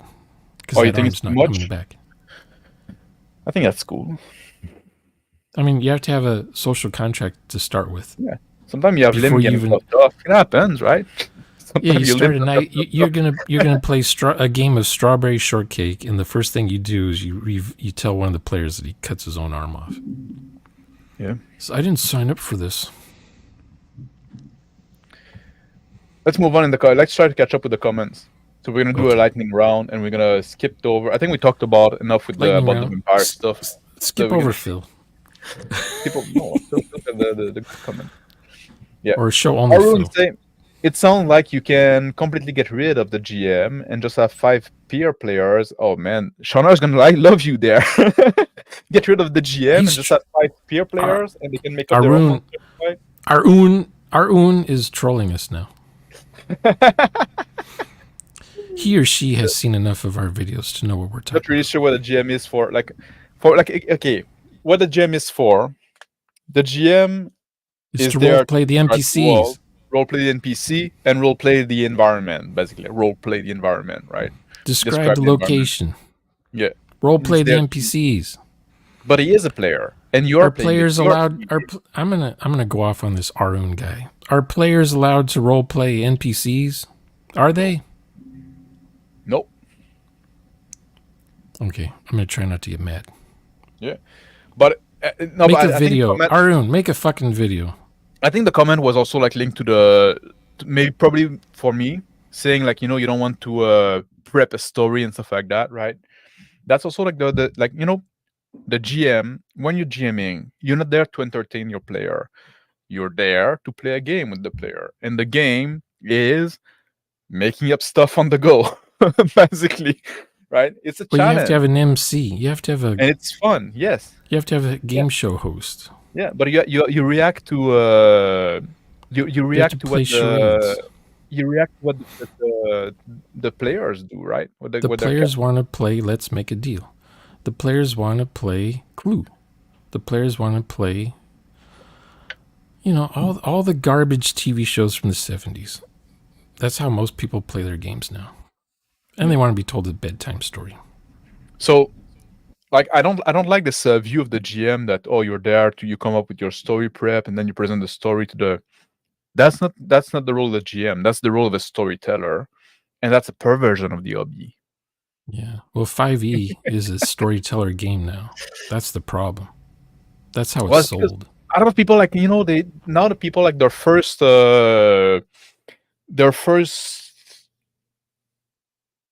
contact with RPG or through video game. Their exposure. Contact with RPG. Their first exposure. That's the word I was looking for. Their infection. I've been speaking French too much lately. I'm losing my English. Yeah, but 5e is the super spreader of storytelling. I'd say this video game, because now that, like, you know, it used to be we would play role-playing game, and then, like, those computer video game, role-playing video game would come out and say, oh man, it's like Dungeons & Dragons but on the computer. Yeah, right? King's Quest 3. It has a story. But now, when you try to explain somebody like Dungeons & Dragons role-playing game, well, it's like Baldur's Gate 3 but with pen and paper, right? Like, you know, it went the other way around. Now the first exposure people have to this hobby, kind of, is through video game. And in video game, you do have a story that is prepped because of the nature of the medium. So you come in and you're... Yeah, exactly. And you come in and you expect the same thing. But video game can do that. What video game cannot do is have the GM, which is a player, but a special type of player that just, like, make up stuff on the fly and just react to what the player do. And then, like, you don't know where you go. Like, in the Bastard Sword game I did, like, I told the guy, like, okay, we're gonna start when you're traveling to join a war camp, and you're all traveling together, and that's it, right? That's basically what I had. Yeah. And also, like, I don't know if you... Technically, the GM is just another player at the table. Yeah. But the GM gets to set the difficulties for things. We need to do a tweaker on that Bastard Sword game, because, like, I came in that game, I had, like, a bad day. I was like, I started late, and I was, like, in a very terrible mood, and I was very distracted by all kind of shit that happened during my day. And so I'm sorry for the guys for that. I almost canceled the game at some point. But those things happen. Yeah, but, like, the beginning was a bit rough, but also, like, at some point, like, I just, okay, let's fucking start. And I'm just there, and I have to think, okay, you're traveling together, and then I make up a bunch of NPCs that are traveling with them. I don't know where I'm going. I make up a few NPCs, like, oh, there's an old man traveling with a boy, and a cook, and this woman. I forgot about the woman, like, right away. Yeah. At some point, somebody reminded, oh yeah, she's just in the back crying. You make a bunch of NPCs at the beginning, you're bound to forget one. Yeah, because, like, I made a bunch of NPC because, you know, like, oh, you're traveling in group, and then, okay, there's a burn-in, and I didn't know what the player, and then based on what the player would do, would they interact with, then those NPC become a little more important, stuff like that. This one, just background, just doesn't matter. Forget about her. I almost did, right? But I don't know. You just, like, that's part of the game. And I often say, right, sometimes, like, I think back on the game, or watch back the game when they're, like, recorded, I guess, and say, like, oh man, I could have done that at that point. That would have been, like, cool, right? Just, like, but I think, like, the coolest, the thing you do on the spot is gonna be cooler than the coolest thing you have pre-thought, right? Just, like, because you did it on the spot, right? You're just, like, I could think about it, like, beforehand. Yeah, exactly. Like, Neil Armstrong. Maybe what I did wasn't the coolest thing I could have done, but I was reacting there on the spot. Neil Armstrong, when he was landing on the moon, he did all that prep. You know, he got practice doing, operating the dashboard and stuff. But when in the moment, on the spot, making shit up, he turns off the computer because it was being annoying, and he just fucking landed the thing. The computer kept saying, "There's nowhere to land. There's nowhere to land." And he just did a on-the-spot landing. And then he fumbled his line that he prepared. Yeah, I mean, Allegedly, when you land on the moon. The most listened to human being. Yeah. People said, "What did you mean by man?" Well, I meant by a man, but Yeah. the radio signal didn't pick up the A, so it sounded like for man, because Yeah. womankind were upset about that. Kubrick didn't want to do a second take. People. Yeah. I'm going there. Kubrick would have had them hanging from piano wires for 3 days straight, just filming 57 shots of the thing. Yeah, it would have been perfect. And then it takes 7 years for him to edit before the movie's released. Yeah. Now Kubrick he couldn't film and he couldn't shoot and have a film ready within a week. No, not Kubrick. Nope. Yeah. And he's doing it live? No, I don't think so. Phil at Real say I agree. Players should narrate failure. GM is secondary whenever RPs interact with the environment. I agree with that. The GM shouldn't do most of the talking. Let the PC describe what they do and all the interact with the environment, stuff like that. As for describing failure, like what I like being. You have a sandbox. By mid game, you should have a sandbox established, and the players are just role playing in the sandbox. And the GM is just along for the ride, listening for things. Yeah. Trying to scheming how to kill off his players one by one. Yeah. Because when you die in the game, you die in real life. Exactly. Unfortunately, if you role play, otherwise, like what the fuck are you doing? Oh, if you're not role playing, you just if you're not role playing, it doesn't count. You're just phoning in your turn. Set your character for autopilot. Well, if anything happens, my character is going to attack with his bow. One guy I used to play D&D with would always do end motion for how he did all his attack. Well, yeah, that's a bit too much. Like, don't fucking don't mime your attack. Yeah, that's just at a table, like LARPing. Stop flailing around. Yeah, exactly. No LARPing. Yeah. Waving his arm like air making noise.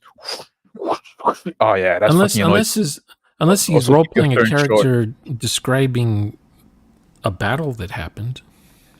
Yeah. And that's how his character describes things. And your character is like simple-minded. Yeah. And he's doing the sound effects. Yeah, I would say that. I would say that's cringe, and also like it makes turn too long for something that is actually bad. Yeah, you want to be in real time. You don't want to be wasting your descriptions with hand waves because you're supposed to be in real time. I use a system where you just say what you want to do at the start of the scene. They roll dice and see how well they perform. I don't like those kind of system. That's domain play. Well, almost kind of, but I don't like those systems because it's always like, oh, I want to do that, and then like, well, let's find out what actually happened. And you roll, oh, you wanted to do that, but this is what happened, plan. Right? Like it's your character does the planning and the scheming and with other characters, and then you roll to see, how well things happened during that week. Did you make any friends? But it's it's a fast travel thing. That's why I'm a big fan of like letting the player roll for themselves, right? Because you can roll for yourself. You know what's a good roll, what's a bad roll. You know the system, right? Yeah. And then you can describe based on that. You can so you want to say like we were talking about perception earlier, right? The guy want to look at if the guy is wearing armor and stuff like that. Yeah. If you just make a roll, and especially when you have like the roll on screen now, and then you start describing that you're looking at the guy, you roll like shit. You can just say like, you can't make up what he's wearing, right? Oh, exactly. And there you go. There's no need for me as a GM to be involved in that. Right. You roll your perception check without asking me. I'm okay with that because I know you're a big boy. And then and I get that you was a perception roll because the next thing you say is that I'm trying to look what I was wearing, but I cannot make it up, right? And I saw your roll, so I know you roll like shit, right? So you're okay with players making rolls without you telling them to make a roll first? Yes. For the right type of player, which I tend to play, right? Because the right type of player, the right type of game, right type of social contract. And I wish people would understand this. You want to do like a speech, a rousing speech, and you have like this speechcraft kind of like skill, right? Whatever. Yeah. Make your roll. If you roll like shit, say, well, I go to the microphone and I'm all nervous and sweaty and I try to babble like, Feedback. don't go. Oh, I go to the microphone and I say this and that and I try and then roll. Oh yeah, you thought you were all in, but actually, what happened is that like, no, I fucking That's hate a this World of activity. Darkness player. Yeah, roll. You just described World of Darkness. Make your roll when you want to do something, and then describe what you do. Yeah. Based on the role, interpret the role. Like we don't need to do this back and forth, right? Just like I trust you. You're a big boy. Retcon. You're in that game. Exactly. I don't want to have the retcon. Like It's not a storytelling system. It's a retcon system. Like you made the decision in your mind that you go to the microphone to try to do a rousing speech.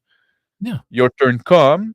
You make the role, and say I go to the microphone, and I just like, and I made like this speech, and everybody is wow, like I'm moving my arm around, and I'm, that's fine, right?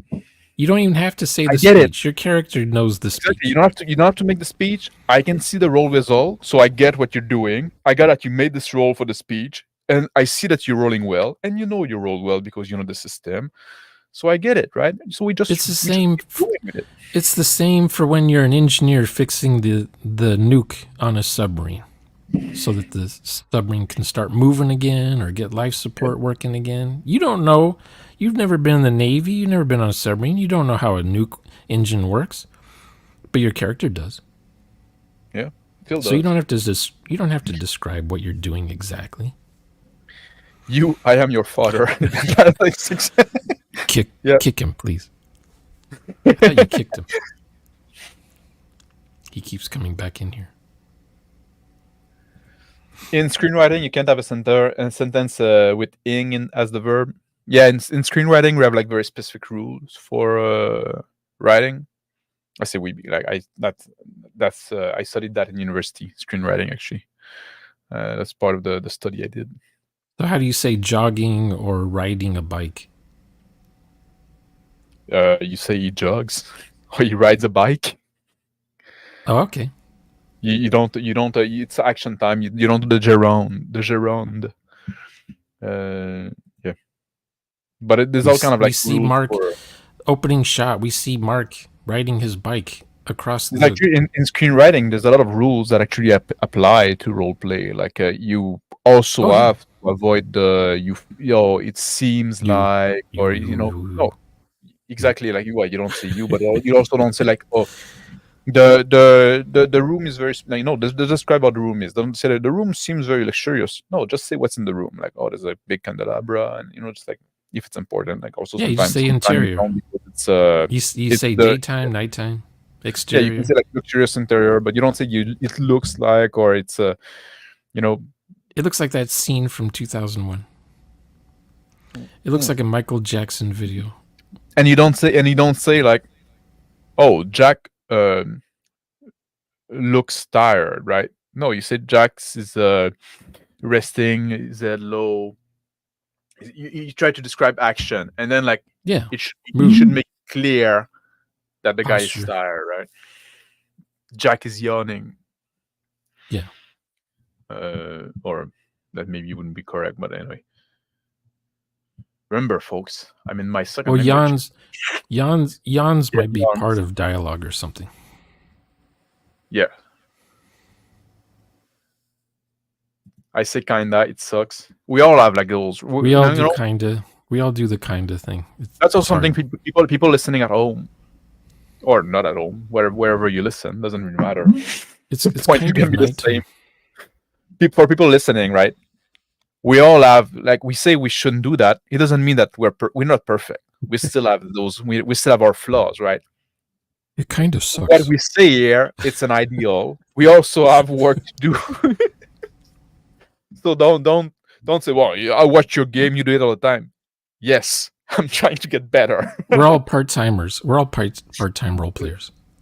Yeah. None of us are like doing this paid profession full time. Yeah. You say I use it as a way to simulate imperfect information. It's pretty terrible, but that's just say it's broken. Just say something's broken, or say something's jacked up. It kind of, sort of, maybe works a little bit. Just say it's broken. Just say it doesn't work.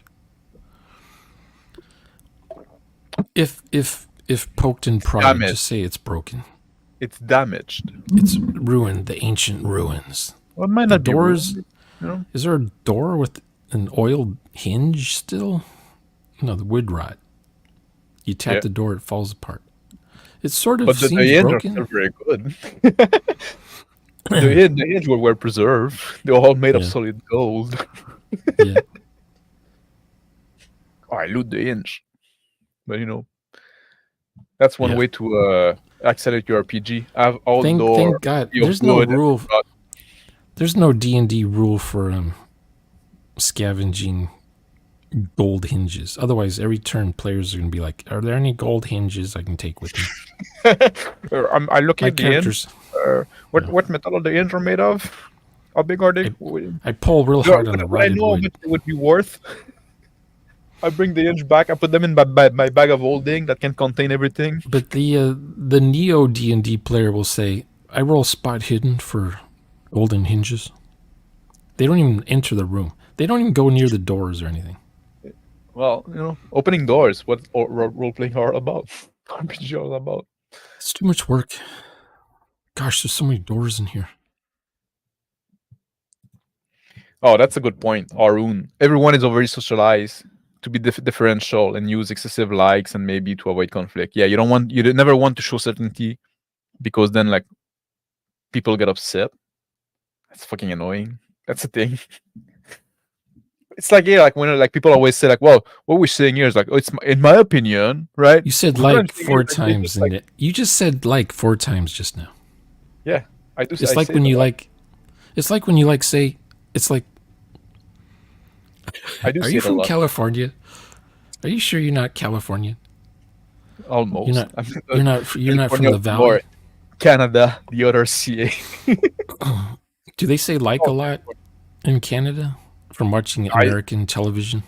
It's just because I need to think of my word sometime in English. Oh, how do you say like in French? Come. So People, what would that sound? Say something. Say a sentence in French with the word come. C'est comme si. We say comme si actually. So like is like as. C'est comme si c'était comme une vieille ferme. Yeah. I hear that. Like okay, I hear that. So now I know what come means. Okay, I hear that a lot in people's words. Yeah. Sentences. I don't do it in French. You speak intelligently in French. Yes, and people think I'm always a foreigner for that. When you speak American, that's when you sound like a beach surfer dude. I have to go. Well, I am a beach bum, though. I spend all my afternoon at the beach. So when you speak French, you sound like you're a linguistist and you know other languages or something. Yeah, people always think I'm a foreigner because I don't speak like people around here. Where are you from? You're not from Canada? Yeah, you're from that. You're from that island that looks like a Z. Nova Scotia. We call it Z. Z. You're from there when it was underwater, before it rose. I've never been there. It's on the other side of Quebec. Yeah, you should have been there. 2-hour drive from here. I should go there. Oh, yeah. I should go there too. Yeah, let's meet there. It's only 4,000 miles from here. Yeah, exactly. It's far for you. I'll drive. It's a few-hour drive. It's a nice road trip. A nice 4-day drive for me because I'm not going to race. Oh, look at that. Bacon say like I lived there for years. It's awful in Nova Scotia. Oh, in California, I guess. Oh, yeah. Oh, okay. Sorry, I thought you said you lived in Nova Scotia. So that's novel. That's interesting. That's special. Nobody lives there. It's a myth.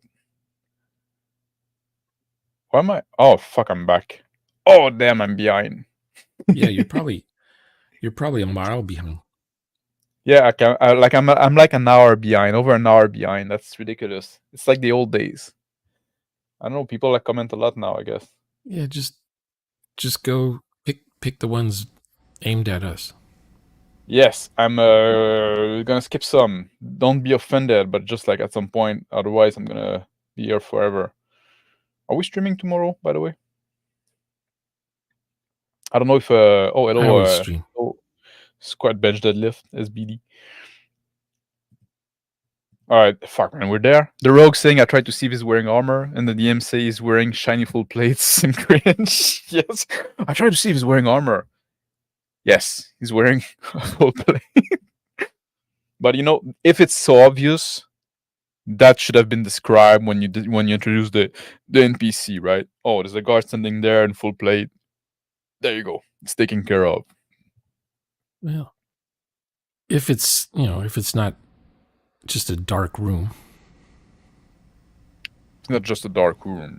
or you say the light from your torch reflects off his shoulder. Big factor should be like described from the outside. Like, yeah, when we're talking about that, is he wearing armor or not? Like, it's like considering if he's like trying to wear armor under normal clothes, right? Usually, if they have a helmet on, then they have the whole set on. Yeah, usually. Unless they're a dork, then they just wear a helmet. The helmet is the first piece of armor you get if you can only afford one, right? I guess. Look what I found. Like, when I was a kid, everyone had German helmets from World War II. Yeah. Or a gas mask. Look what I got. Yeah. You know, at a swap meet or something. Yeah. Because you can't afford the whole outfit. Game of Thrones is the best lesson how not to plot a story. Which is a good lesson for a role-playing game. But that's why also those books never coming out. Well, the Cal Arts people took over the industry, so they're everywhere. So everything's woke now. No one can write a story. I hate perception roll. Well, sometimes you need to see stuff. Well, it depends on... Perception rolls have their uses. Just don't use it for every turn. Mm-hmm. Don't use it as an excuse to get your players to roll dice at the table. Yeah, exactly. Like, and just like, well, what is the door made of? Roll perception. It's made out of wood, right? Just like, what the fuck? I just fucking know what the door is made of.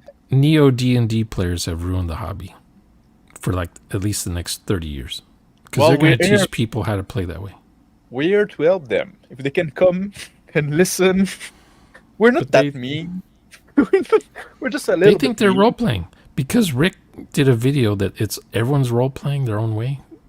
How do you argue now with anyone because he said everyone's role playing the way they think they are? Yeah. Da-da-da. Oh, we're back on the montage thing. Montage and first time skip and give the opportunity for the player to describe it. Yeah, like I think we're. Of course, there's Kenny Loggins music. I don't even know who Kenny Loggins is.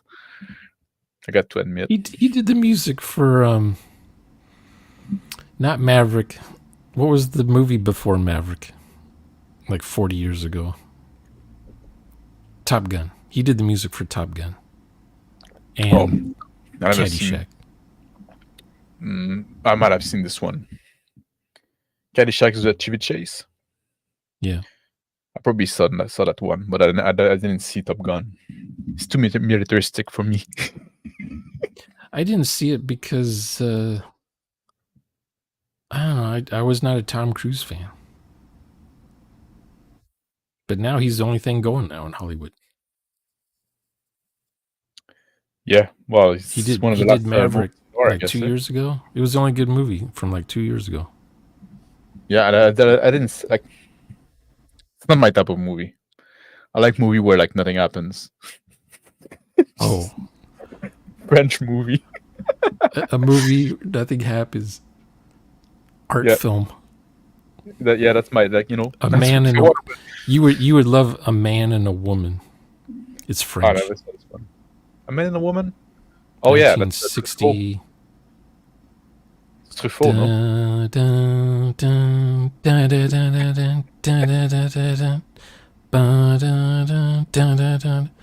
Anyway, you would love that. Yeah. Much to do about nothing. Have you ever seen what about Big Country? What's it called? Mad Pierrot, have you ever seen? Don't think so. No? I like mean, that if one. if I saw a clip, I might know. I don't remember the French names, but if it's in English, I might know. Mad Pierrot is the name in English. Pierrot le Fou in French, but like usually you see the guy like with the face painted blue for no reason. Painted blue for no reason. See, Yeah. now I have to watch it. I'm used to watching Russian films that were about nothing. Oh, really? No, the Russian film are all about action. Yeah, they copy Bollywood. Yeah. Arun said China. in a true POV, the player wouldn't know there was a column of smoke unless they notice. Well, that's the thing. Like, you can tell the player, and the player decide if his character know or not. And if you have good player, they can make this distinction. They can say there's smoke if they're in 4D, right? It would make sense. That could be that's Like pushing it. they know the fort was burned down by the Indians. They're gonna Oh yeah. mention smoke. If they know like the fort, yeah, they're gonna mention smoke. But if they're just traveling on a road and then the player say like, wait, there's a column of smoke in there in the background, then like, oh, I think I would be okay with it. But what if they say, "Oh, But and the it's smoke like is coming pushing from the 40 barbecue. very far, right? Yeah. The smoke's coming from big old barbecues, and the barbecues have human skulls." No, but let's say you're traveling on a road and then like a player just say like, oh, there's a column of smoke there in the distance. And like at the GM, you didn't put that there in the GM. You just fucking 40'd it. But now like as a GM, I say, oh, okay, I'm gonna do something with that. Could be just somebody having a camp. It can just be somebody. It can be like a building that burned down. It can be, Yeah. We'll figure it out, right? But just like Or lightning strike. it's or lightning strike, a non-event, a nothing burger. Yeah. But maybe it was really a dirt devil and not smoke. yeah, but that's a player like really introducing something big in the world. I would be okay with those guys doing that in that kind of game, right? Because like, you know what? All right, I'm game. Let's fucking do it. Let's play like that. You want to fucking throw me a curveball? Maybe what I was doing for you was boring, and now you feel the need to introduce something in the game. So you say, "Look, there's smoke around. Okay, I can get the signal. I was boring you. You want some action? You want something to happen? It's just people barbecuing." Oh no, barbecue broke. Can you help us fix it? Find those 3 items. What if they were following a road? Would you make it so that the road went towards the smoke, or it's way far off track? They're not going to go there if they stay on the road. So the smoke just stays there as a column that they just never know what it is. One thing you can, yeah, exactly. Just something like, well, there's a column of smoke there in the distance, and then as the GM, you say, yeah, it's very far off. Like when I'm driving in the desert, I'll see smoke off in the distance, and I think that is so cool. And 2 hours later, the smoke is still there. It's like, wow. Yeah. And then 4 hours later, you finally get to where it is. It's not smoke. It's a sandstorm. Oh, really? And you're driving into it. It's the kind of sandstorm that takes the paint off of your car. Yeah. Truth Nemesis. Hello, by the way. Say sorry if I'm repeating. How does hallucinating work in group play? An example, direct hallucinating character GM, direct the wall is in bleeding. The walls are bleeding. He has to watch a previous live stream we did. Yeah, we did the stream about like insanity and possession. It was one of the Terror of Your Skin. If you go to my channel, you can find it. If you search in the channel 4 weeks insanity. ago? 6 weeks ago? More than that. It was like maybe 2 months ago or 3 months ago. Okay. It was quite a long time ago, I think.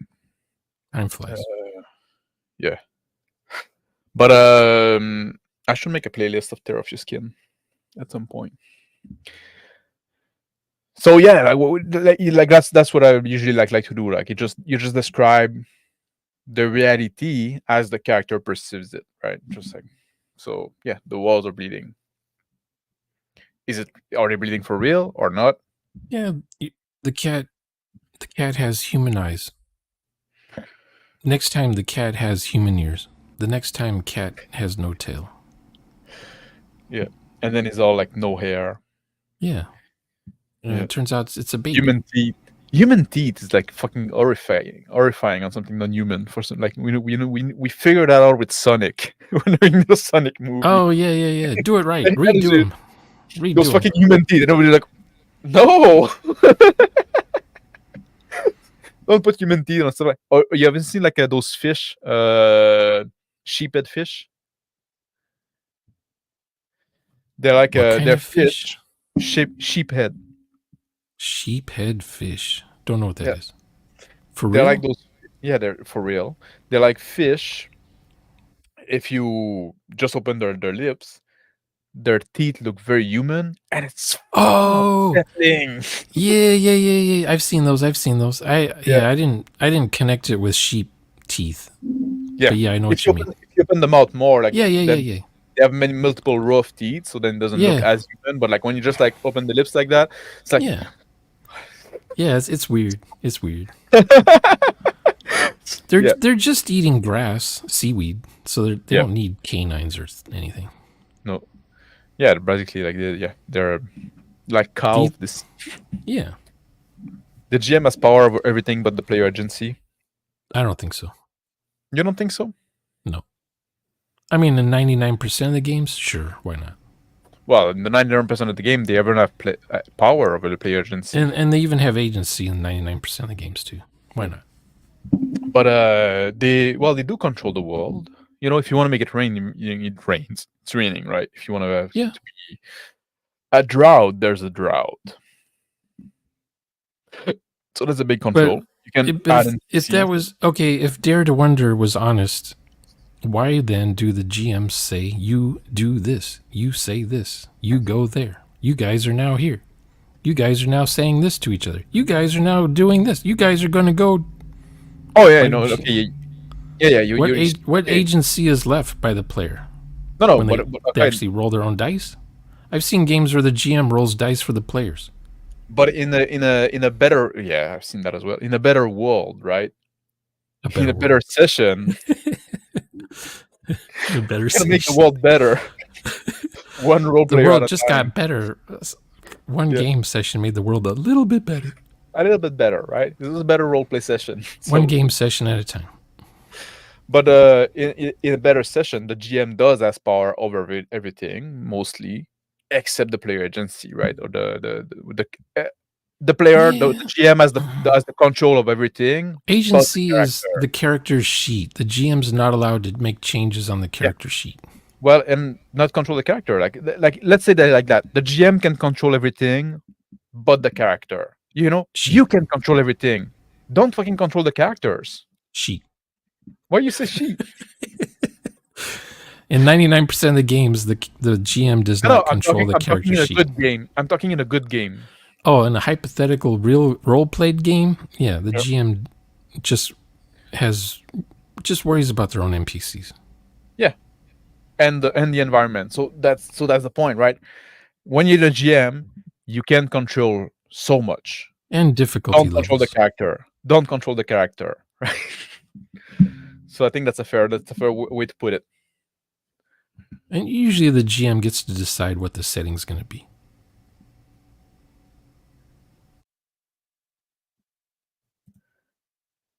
Trotham is just talking about the hallucination, but then other players hear this too, so they don't know if their character hallucination too or setting the truth, or seeing the truth, maybe setting the truth. Well, he missed out the part where you said, Bill sees this. Yeah, that's why, and that's something like you should establish in session 0. That if you say like the name of a character and you say like Bill, the walls are bleeding, it means like for Bill, like like you can establish that, and that's the point when you split the party as a GM. You try to have them split the party. So now you say Bill, the wall are bleeding, and he doesn't know if it's the walls are actually bleeding. or if you just hallucinate. And that's when it gets interesting, because when you hallucinate and there's normal people around you, you realize pretty fast, right? Because nobody's freaking out. That's a good take you have. You split the party, but they're still in the same room. Oh. So you're describing the room twice. This group of players, and then this guy over here. By the way, Joe, the room is totally decimated. It's been nuked, and there's no air. Yeah. So And I feel like that's why you said the character names first, exactly. Oh, he was seeing. But yeah, if there's no air, I would start playing with my spacesuit, trying to make sure I don't suffocate, even though I don't even have a spacesuit. But my character thinks he does because he's going crazy. Because you're role-playing yourself. You always have a spacesuit in your head. Did you watch my YouTube channel 10 years ago where I would sleep with the spacesuit on because my computer was always trying to kill me? No, I didn't see that. Yeah, I don't have that channel anymore. That? Oh fuck. That was cool.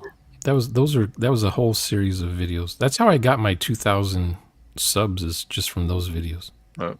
You give the delusion first, and then you give the reality if you are forced to reveal. That's or sometimes if it's something that changed, right? If you describe the scene already, you say like, oh, you like. Why isn't Phil in here? He's commenting. He should just come in here. Well, sometimes he has a responsibility outside of like you watching YouTube. He has to pretend to work. He has a life. Yeah. Jordan is, but there could be cases where unknown to the player and characters where only one character can perceive something which is real. That's the same as what he posted before. Yeah, like it's the. Also, if you have hallucination, it's more interesting if everybody gets to see something different, and then you don't know what's real, right? You can play with that as well. You can have a mole in the game who knows what's really happening. They're the one in on the game. Unknown so it's kept a secret. And character where only one character something which is real. I think also like if you try to sometimes the players are gonna know more. And that's a case of like metagaming in a sense, right? Just like if I describe like the room, it's an old dirty room that hasn't been dusted in years, whatever, right? Basic description. And then we do some stuff, characters act, and I say, Bill, the walls start bleeding. Like blood start swinting. No, that's not a word. What's the word? Like dripping? Sweating? Sweating. This is what I was looking for. Blood starts sweating from the walls. Then the players playing Bill, since I said to him specifically that this was happening, he probably figured out that it's not really happening. But if he's a good role player, he can still role play his character as if it's happening. No, his character. But in a sense, because his character thinks it's happening, but also since the other character don't see that happening, his character would probably figure out pretty fast that it's not really happening. Or maybe you would check with a guy, right? Yeah, you role play that situation. Look, what's happening with the wall? And then the other character say, what are you talking about?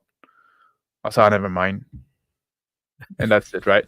That's interesting, right? That's better than not role playing it. And that's what I'm talking, like when you split the party and now Bill is alone in the room, and now you say the wall starts sweating blood. Now he doesn't know. Now he has nobody to check around, right? Yeah. That's when it gets interesting. That's the secret. If you want to do that's the big secret. Or the player could just stay quiet and not mention it to anyone. And then the players don't know if he really sees what the GM says he sees, kind of a thing. Yeah. But they can't metagame. They're not supposed to be thinking, oh no, Bill's going crazy. Keep an eye on him. By the way, for possession weakness is clerics. Yeah, fucking magic ruins games.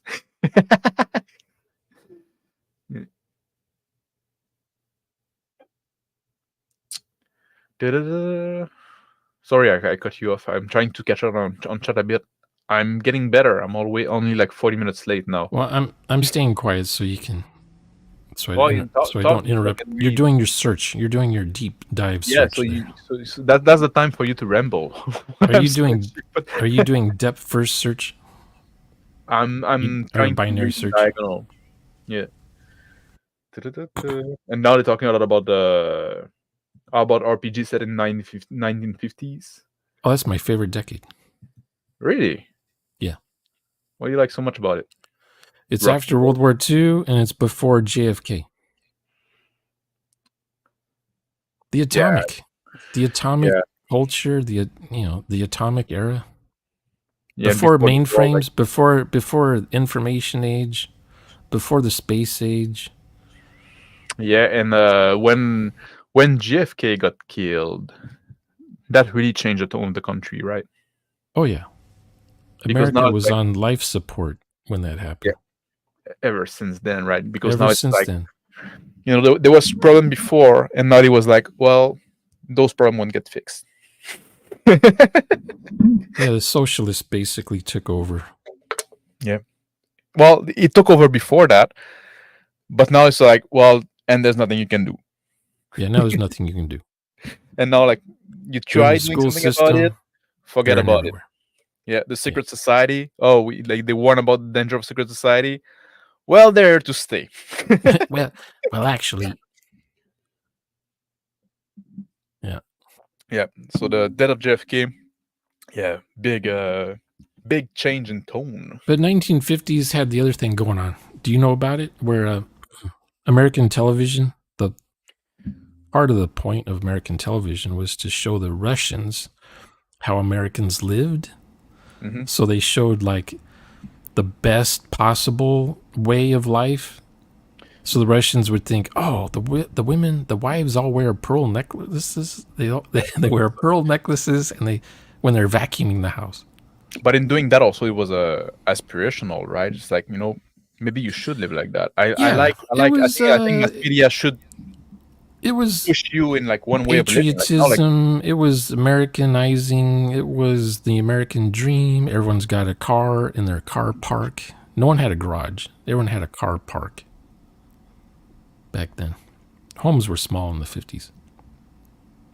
Yeah, $8,000 for a house. But that's you better live in a small house with a functional family. The GI Bill. Yeah. Pay for your university, if there was a university. Most things. But now, most things were colleges. TV now like show the worst of people, right? Yeah. And then people emulate that. People are fucking monkey. The monkey. Yeah, the Russians, right? The Russians and the Chinese. For decades, they would say, just put sex on television. Yeah. And their country will just implode. Get rid of the dad, and get rid of the father, and their country will implode in 40 years. It's not just the Russian and the Chinese, right? It's like the Ains Code wasn't like repealed by when they did the pawnbroker movie, wasn't about a Chinese guy, wasn't about like a Russian guy, and it wasn't made by a Russian or a Chinese guy. That's the whole thing that broke the Ains Code. Yeah.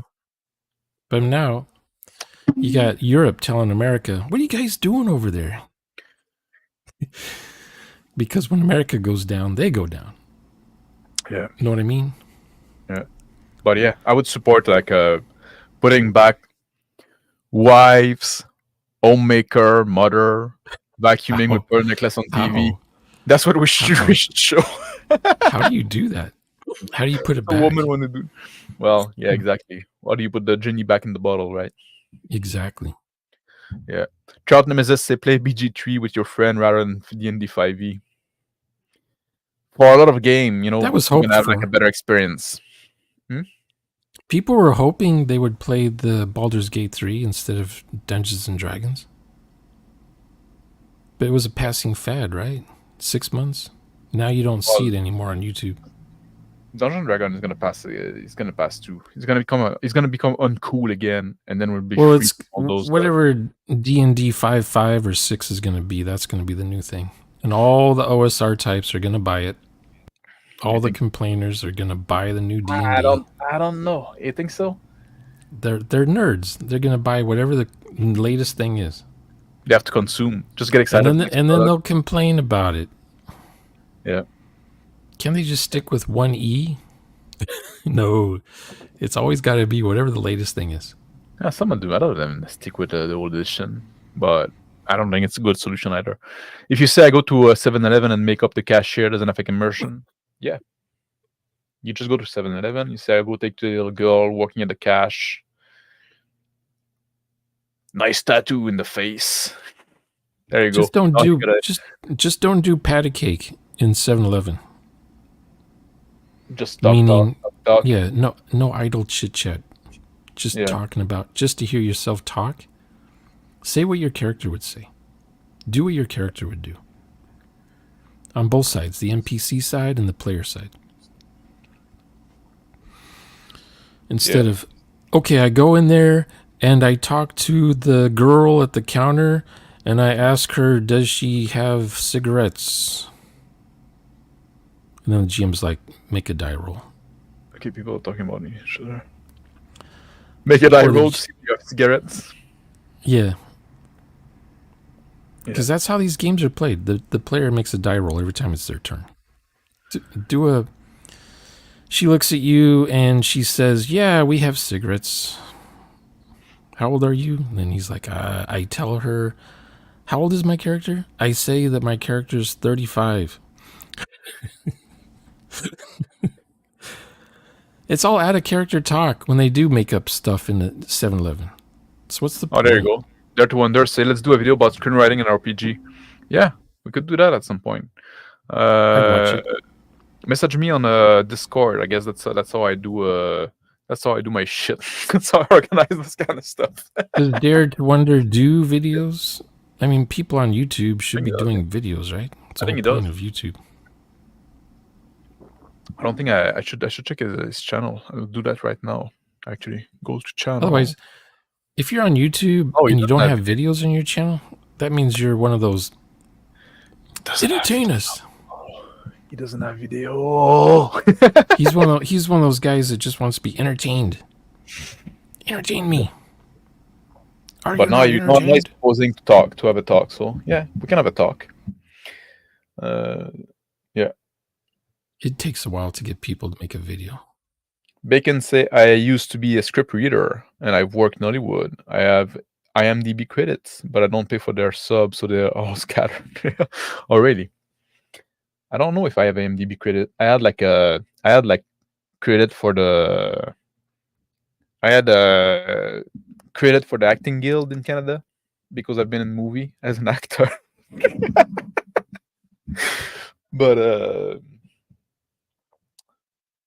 But that never interested me. Yeah. I don't know if I have IBDM. IMDb. Anyway, IMDb's. I don't think I have one of those, but I do have drive-thrus. RPG drive-through credits. Yeah. Doing artwork for different books. Yeah. I don't know. You ever seen anyone having hallucination? Well, I had hallucination before. I have.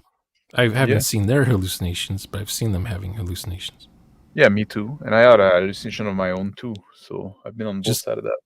Just come to LA. You'll see all kinds of stuff on the streets. Yeah. I used to be a pretty heavy drug user myself, so that's the thing. When I was in my 20s, I was a bad person. Yeah. I would have fit right in LA. I like the 80s in LA. That was fun. Yeah. Oh, now you can pay me to go to downtown LA now. No way. Yeah. The Hollywood Walk of Fame. Oh, okay. That's a good question. What's my Discord? Yeah, I guess that's the thing now. I used to have a Discord link on my channel, but it never worked because Discord link expired, and I could have put a permanent Discord link. But you know what? I decided I'm gonna post the Discord link in chat during live stream. So if you want to have my Discord link, That works. you have to come and get into the chat. Oh, so okay, so your channel is not the same as the. They never the are. same. It's not the same as the name you. Well, They never also are. a different name for. Oh, there you go. So you do have channel. Or subscribe. You can call me Ray, or you can call me Jay. I have a bunch of channel, so sometimes I can comment in different names if I want to go incognito and make like intelligent Sock comment. puppet?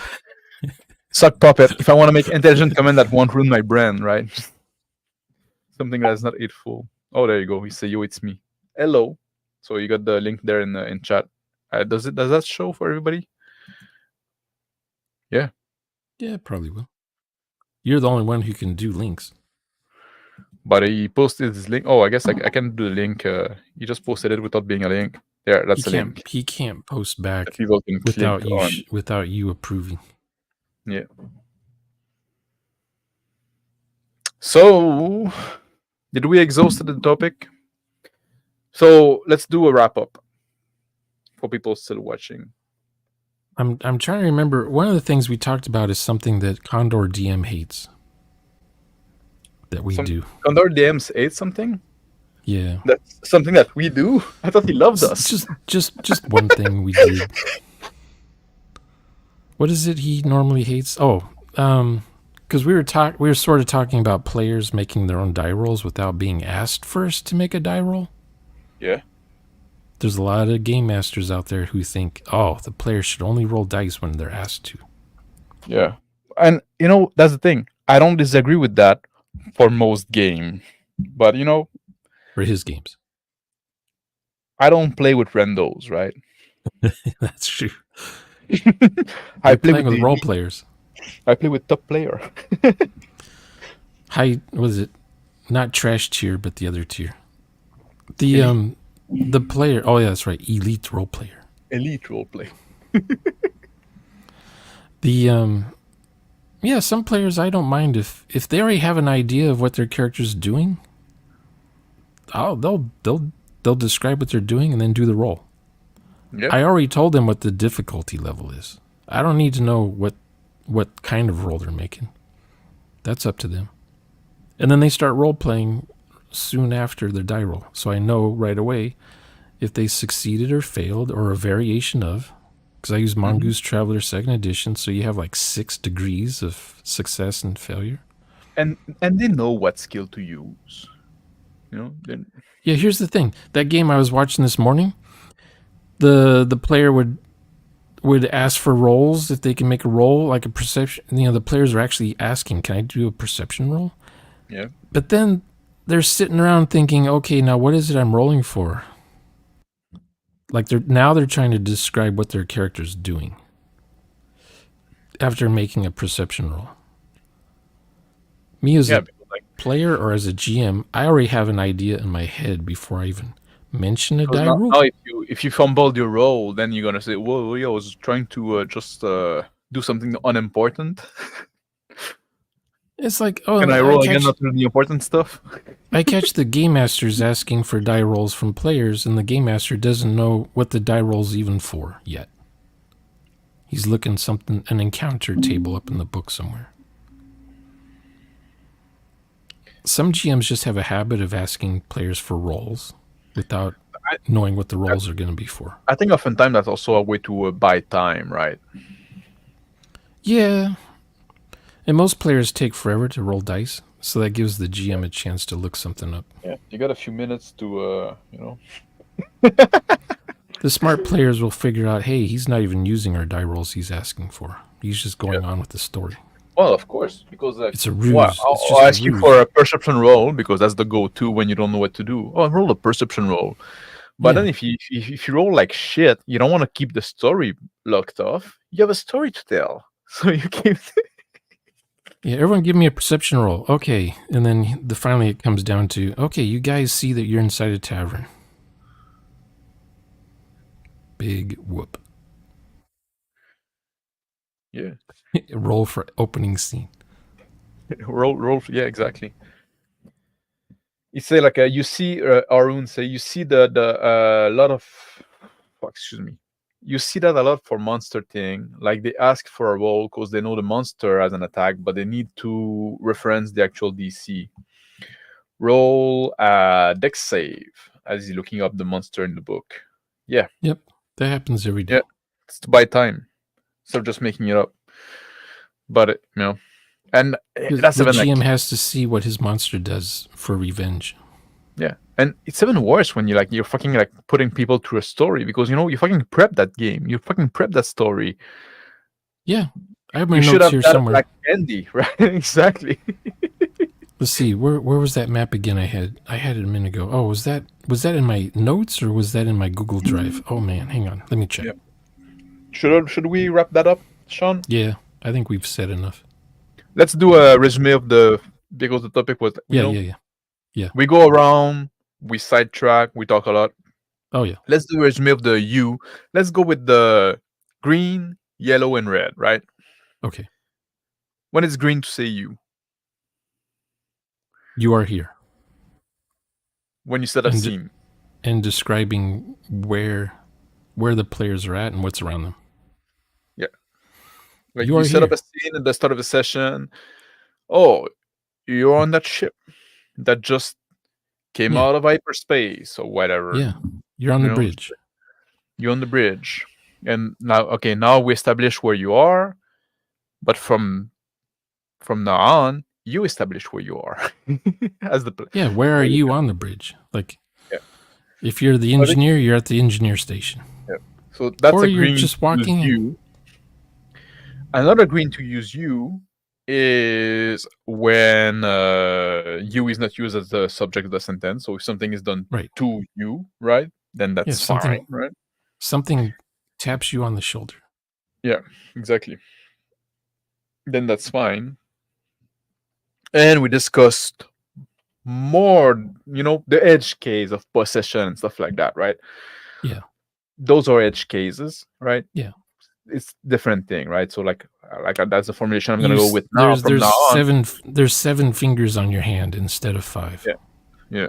That's the formulation I'm going to go from now on is it's not the GM taking player agency, it's the world taking character agency, right?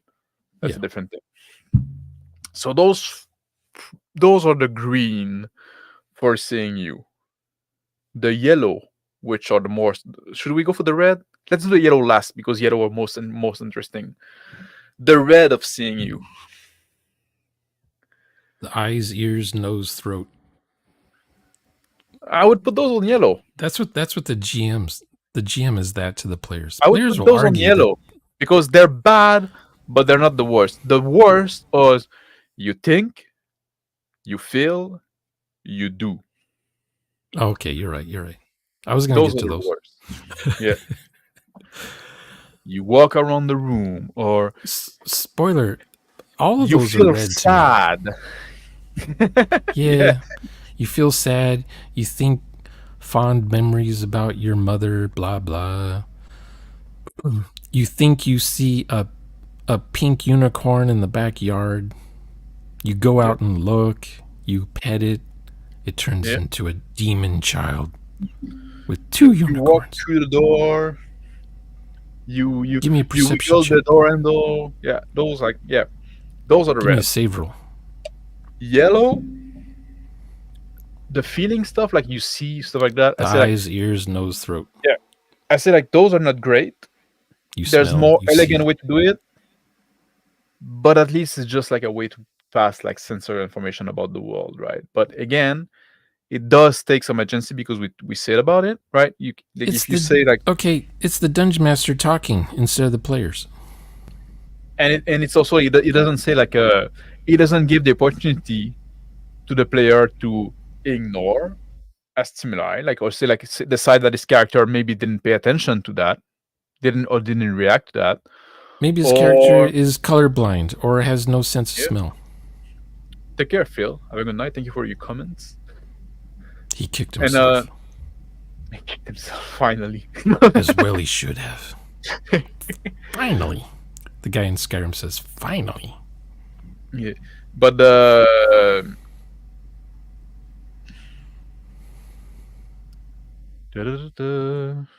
what I was saying, yeah, because like I mentioned, like saying you see, or you smell, or you hear, you it feel, does take away the opportunity for the players to role play as you character go. reacting stimuli. So it's better to just say what's happening. So those Cold I would put water in is yellow. filling up the room. Yeah, it's better to avoid, but they're not quite as bad as you think you feel. But it's better to avoid them if you can. But I understand that sometimes we're gonna slip. The 99%ers use all the cool tools to keep players from playing in the game. Yeah. Because they have a story in mind. The whole point is to get your friends to show up so you can read them your story. Sean, what you have going on coming up? More modded Skyrim live streams. I've got 200 mods to go still. So the channel is at Shauner, like that. You see, it's just it's Shauner. YouTube.com/Shauner. We might stream tomorrow. I'll see with Crispy and the others if I can have some participant. We might do this art stream bingo. Oh, cool! But, it's something we need to have some people do it, right? It's something that we need 5 4 or 5 people, right? So we'll 4 people. We'll see. You're the MC, right? Yeah, it's a game. Bingo has an MC, right? Yeah, if some people want to play bingo with us, and if people watching, like my usual associate that come on stream with me, know what I'm talking about. People watching might not know, but if we do stream, so like I said, subscribe and ring the bell so you get notification. If we do stream, you will want to join it because there's going to be a game and you'll be able to partake in it. There's no prize because there's no money in it for me in that, right? It's for fun. Right? Yeah, we're gonna play like the woke art bingo with the leaked image of WWII. But like I said, I need to have people that want to come and play. So we'll see how it goes. Everybody's busy. And some people spoiler, don't want more art's coming out. So the first 2 are just it's pretty bad. Tip of the iceberg. I try not to do like too much the culture war stuff and stuff like that. I don't want to do like the outrage porn, but I think like if we can do it like that's what I want to do as a bingo, like just Eldritch porn. Outrage porn. Oh, I thought you said Eldritch. Yeah, porn. Like those channels just go like, "Can you believe what he did?" Yeah, I can believe it. They all do the soy mouth.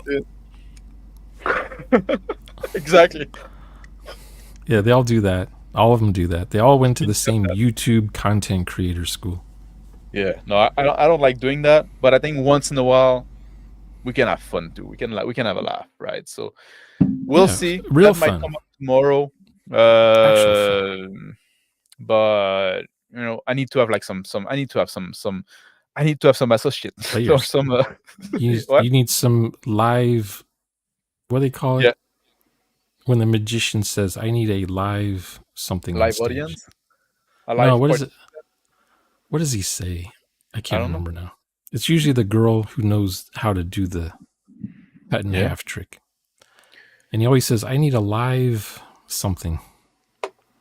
Oh, what is it called? They don't do it anymore. They don't do magician tricks anymore. Oh, no? Because Penn and Teller, they retired, I guess. They don't do Las Vegas tricks anymore. Oh, really? And the Penn went insane when he lost all this weight.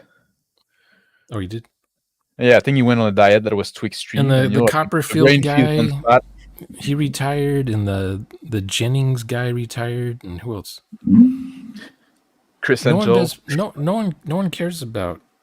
Oh yeah, does he still do the thing where he pulls a thread through his face or something? I don't know. Freak people out. I don't know.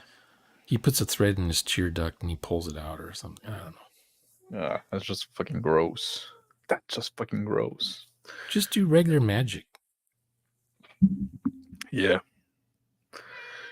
But yeah, I'm gonna wrap it up now.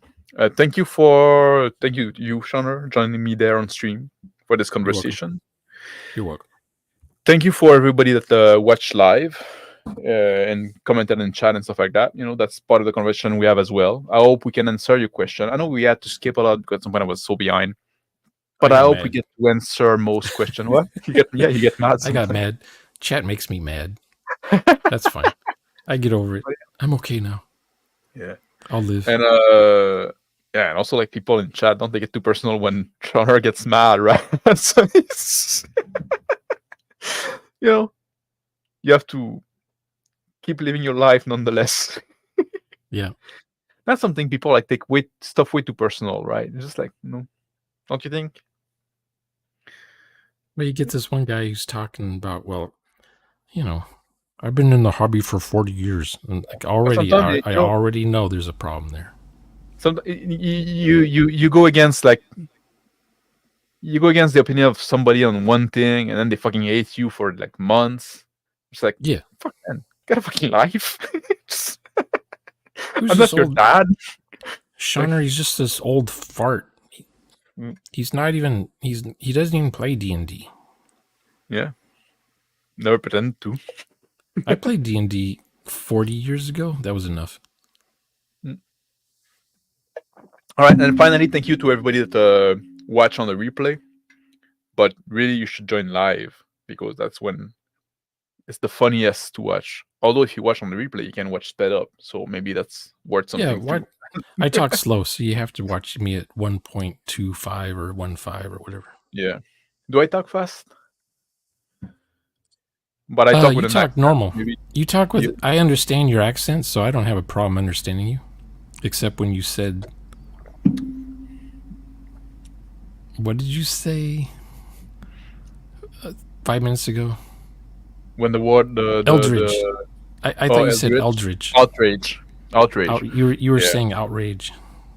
It's just that I've been knee deep in Cthulhu recently, so I'm. Oh yeah. No. Eldritch horror. Yep. All right. So we might see you tomorrow. If not, well, like I said, ring the fucking bell so you get notification. We'll see you when we see you. Also, if you're on my Discord, I usually post the link there. So that's also one way to know it. If you don't want to get an email. Take care, all. Have a good night. Bye. Bye.